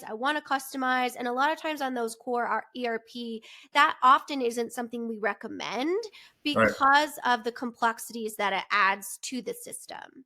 Yeah, no, absolutely. And that's another really good space where we see in manufacturing, some of the ERPs, it's better to just keep them to what they do well, which is a lot of the financials, and then to go and get an MES or something like that, where it can handle some of these more complicated, complex manufacturing routes and bombs and work orders and everything that needs to go into making a more complicated product or more complicated runs. Let the specialized technology help your business processes there, and then pass the key information back to your ERP to capture what happened and what the impact to inventory was. Absolutely. And if you're not familiar with an MES, no worries. Head over to our YouTube channel, and we have not only our top MES systems. If you are heavy manufacturing, you want to look at that, but also what is an MES system, because those are always good things to understand. And that's the definition of our conversation today, is the platform approach. Say you are a heavy manufacturing business or heavy food and beverage, distribution, there's vertical specific applications that can always enhance what that competitive advantage is. Because the balance that you talked about earlier, Mitch, is really understanding what are your needs of the business and where can the technology meet me without losing our true identity and strategy as a business is so important. Yeah, absolutely. And I think that's one of the values that we bring to the table in partnering with us. I had a client that was big in mining, and they thought that they needed a mining specific solution, that if it wasn't a mining specific solution, that it wouldn't work. They found that manufacturing and mining, the way that they did it, was very similar to one another. So they were actually able to take a lot of those workflows and repurpose them, and for their business, more of that all in one rather than the platform approach made sense for them. And we were able to help guide them in that direction based on understanding their business needs and the requirements. That's not a good fit for everyone, but being able to get down to what it is you're looking for and distilling it and take actionable steps is huge to have a partner for. Absolutely. And that's such a great case study. And shameless plug for our case studies. If you haven't heard them, they are on our YouTube channel and our website. But that always is just helpful, like especially if you're in an industry like mining that really is specific, like aerospace and defense. That's very specific.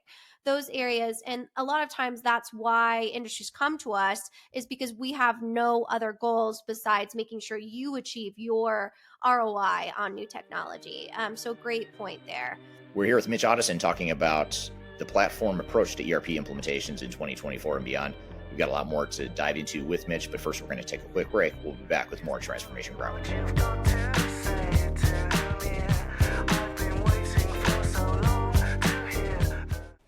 If you are aiming for transformation success, turn to Third Stage Consulting Group. Third Stage's independent and technology agnostic consulting team helps clients define their digital strategies, define their roadmaps, and manage their transformations. With offices in the US, Europe, and Australia, our team helps the world's most forward-thinking organizations through their transformation pitfalls and risks. If you are embarking on a digital transformation or business change initiative, contact Third Stage Consulting to see how we can help you reach the third stage of transformation success. Learn more about us and download independent reports, videos, and other best practices at thirdstage-consulting.com.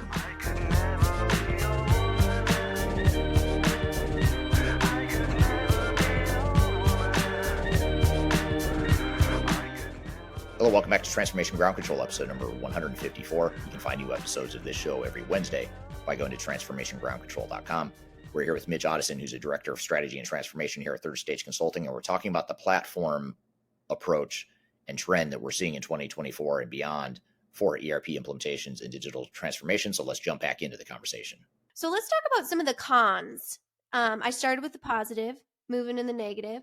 Let's talk about some of the drawbacks of choosing a core ERP system. Yeah, absolutely. I think it depends on which system you're looking at, but when you look at the really good all-in-ones, some of them can be expensive.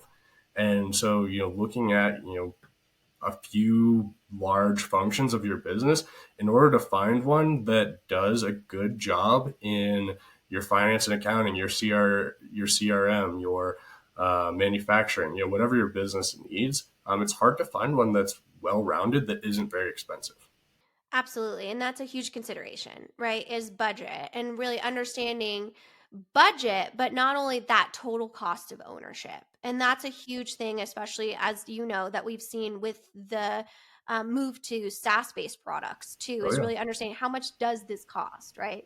Yeah. And, I'm also a big fan of the SaaS model, but it comes with a lot of carrying costs where you used to be able to purchase one time an on-premise solution and have it for 20 years. Now you need to pay for that subscription over and over again for the next 20 years. And so it changes the way that you think about your technology and if it makes sense to continue with a large investment like that or to go a little bit smaller and more nimble.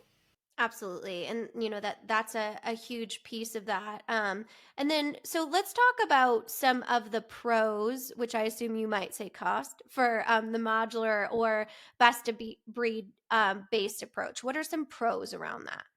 Well, what I found is that you really have the ability to right size the different solutions for that area. So if you have very simple CRM needs, you might be overpaying with a very well-rounded ERP solution that has a CRM module.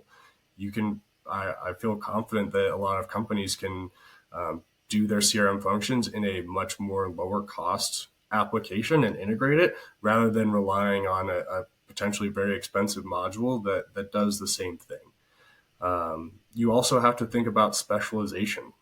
We talked about these companies that are coming up. There's a reason that there are thousands of vendors out there. People focus on one area and they get really good at it. And so when you look at some of these large ERPs that say we do everything all under one umbrella, I have questions about how well they do absolutely everything compared to some of these niche solutions. Absolutely. And a lot of times they haven't been around that long, right? So maybe you did everything really well for one client, but Right. so it's, that's why the evaluation process and those demos are really critical. Another thing you can find on our YouTube channel that Mitch helps us with a lot is just understanding how do you maximize your demos and really understanding what do you want to talk about versus what does the vendor want to talk about and making sure those requirements, those demonstrations are a good use of your time. Because like a lot of things, those can go in a different direction where you want to make sure that it's the right fit for your technology and your business. Absolutely. So one piece I want to unpack on this, because I can't go an episode without talking about the people side, but I think a huge piece of the platform approach is we talk a lot about the integrations, the technologies, the work streams, the healthy processes. How important is considering your people side, your workforce, your culture, your user adoption, all those people strategies within this platform approach? I'm really glad that you went there and that we're very much on the same wavelength as far as looking at the people aspect of digital transformation. When you look at a core ERP, one of the benefits that you see is that it should be a common user experience across the board.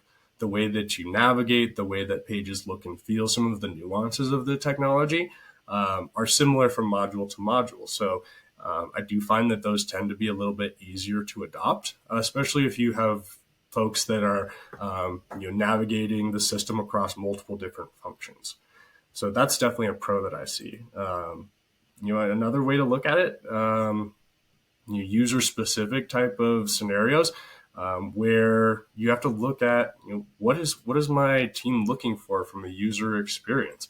If you have a team that is manufacturing, typically is a little bit less nice on the eyes from a UI experience compared to some of the other technologies out there. Is that okay? Or do you have a workforce that really needs to have that slick interface to respond to the technology? It's an important factor that definitely needs to be considered. Yeah, the dashboard phase. Mm-hmm. Everyone wants a beautiful who doesn't love a gorgeous dashboard, I'm right? But guilty. sometimes are those dashboards accurate should be the true question. But it And are looks they nice. helping us? Yeah, right. Exactly. And I think that people side of it, not only from the pros and cons for the different approach, but also understanding that there is kind of, as we talk about it, a strategy here where we talk about people, process, and technology. And we do that in a hierarchy. If your people and your organization is not ready for a new technology platform, portfolio, ERP, best of breed, AI, any sort of technology, it's not going to be successful within your business. So, that's something that we we look at exploring from a holistic point of view in that phase 0 planning checklist is really talking about that.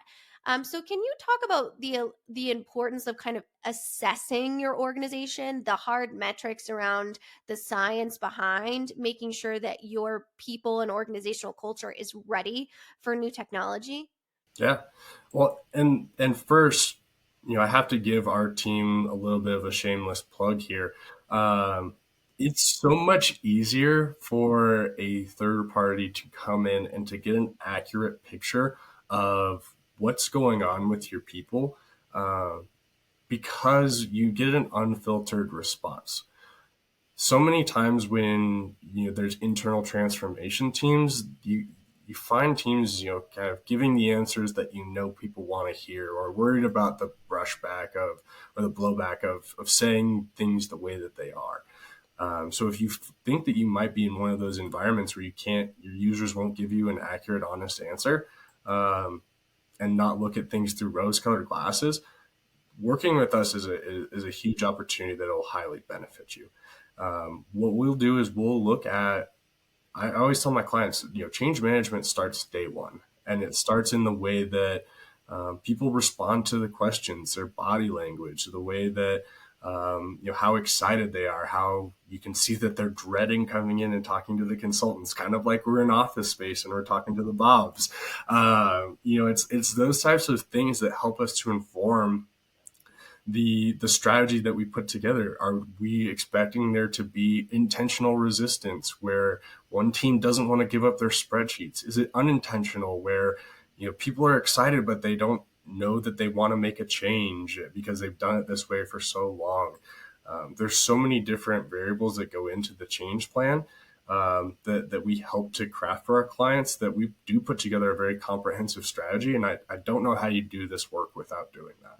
Absolutely. My favorite meetings to sit in on are what I call the WTF moment, of where we present our organizational assessment to the executive teams who are so pumped and, again, have those best of intentions for giving their team new tools. And they have truly no idea, especially on the department level, what areas of resistance that we may have uncovered, or areas in which they're not aware that there's some sort of cultural level to understanding that. And that's going to be critical to having that knowledge as power in looking at a platform approach to ERP, no matter what the technology is, because it could be the brightest, shiniest, sparkliest, most intuitive technology with the most beautiful dashboards on the world.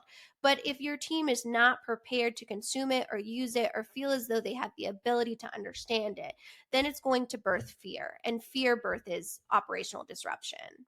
Yeah. I mean, those meetings are a lot of times fun, but sometimes they're tough.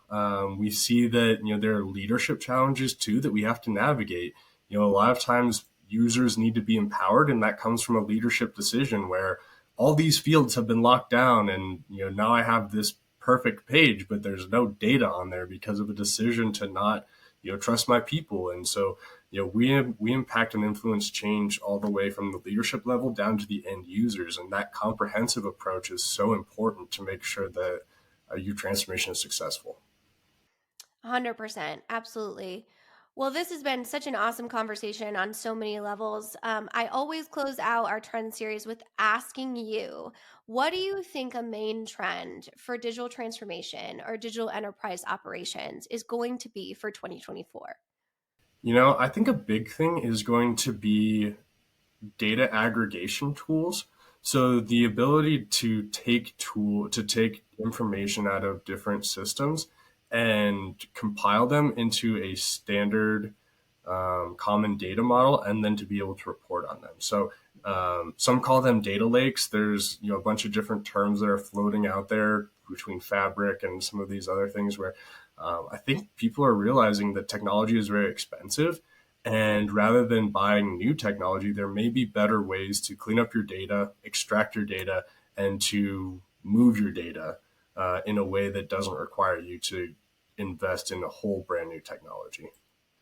And that's actually such a good point, because a lot of times we see clients that come to us, and because we're technology agnostic and we only have a contract with the client, we don't care what you buy or what you buy, as long as it's going to help your business. We often recommend no technology and some process work and things like that, right? Oh yeah.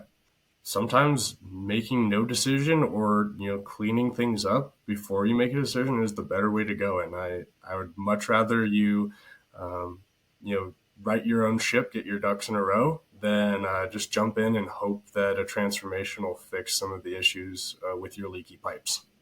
All right. Thank you, Mitch. That was a great conversation. And I thought you had some great questions for Mitch and some good clarifying points you made, Kyler. Yeah, it was a great conversation. Yeah, it's one of my favorites. I love to talk to Mitch because he's one of those unicorns in the industry that is an operational, very technical specialist, but also, as he talked a lot about in that conversation, the importance of people-centric strategies or organizational change management within looking at what's the best technology for your organization.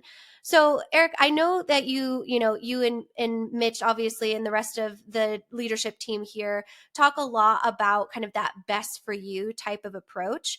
But something I wanted to bring to you that Mitch had kind of talked about was that source of truth, as he called it, or the main kind of data source. He talked about, when I asked him at the end, what do you think is the top trend for 2024? He talked about this data aggregation strategies that needs to be kind of the forefront of understanding that. And I thought I'd bring that to you. Do you really think that is going to be really the main core strategy to digital transformation moving forward, is understanding your data and making it actionable? It is. And I think we have to also, to go a step further, restructure our expectations around what data means. In the past, I think we viewed data as sort of a static, historic sort of a thing where we could report our profit and loss statements and, generate whatever reports our higher ups might request within the organization. But now we have to think of data not only as that, but also something that can inform decision making and look ahead to the future. So it's sort of mixing data and the value of data with emerging technologies that can help you, predictive analytics and artificial intelligence, machine learning, the robotic process automation trend, all these different technologies that rely on solid data to do more than just provide historical context, but also give you a path to point to the future and make better decisions. So I think that's really the first step, in my opinion.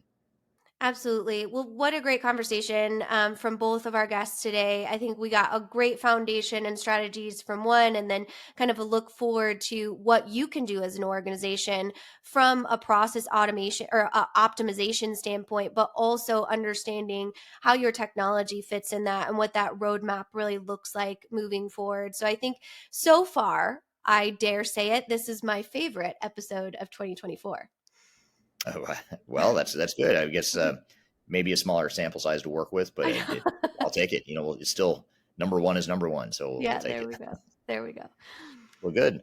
Well, thank you for guiding us through that conversation with Mitch, and thank you to Mitch and Tavis for being on the show with us here today.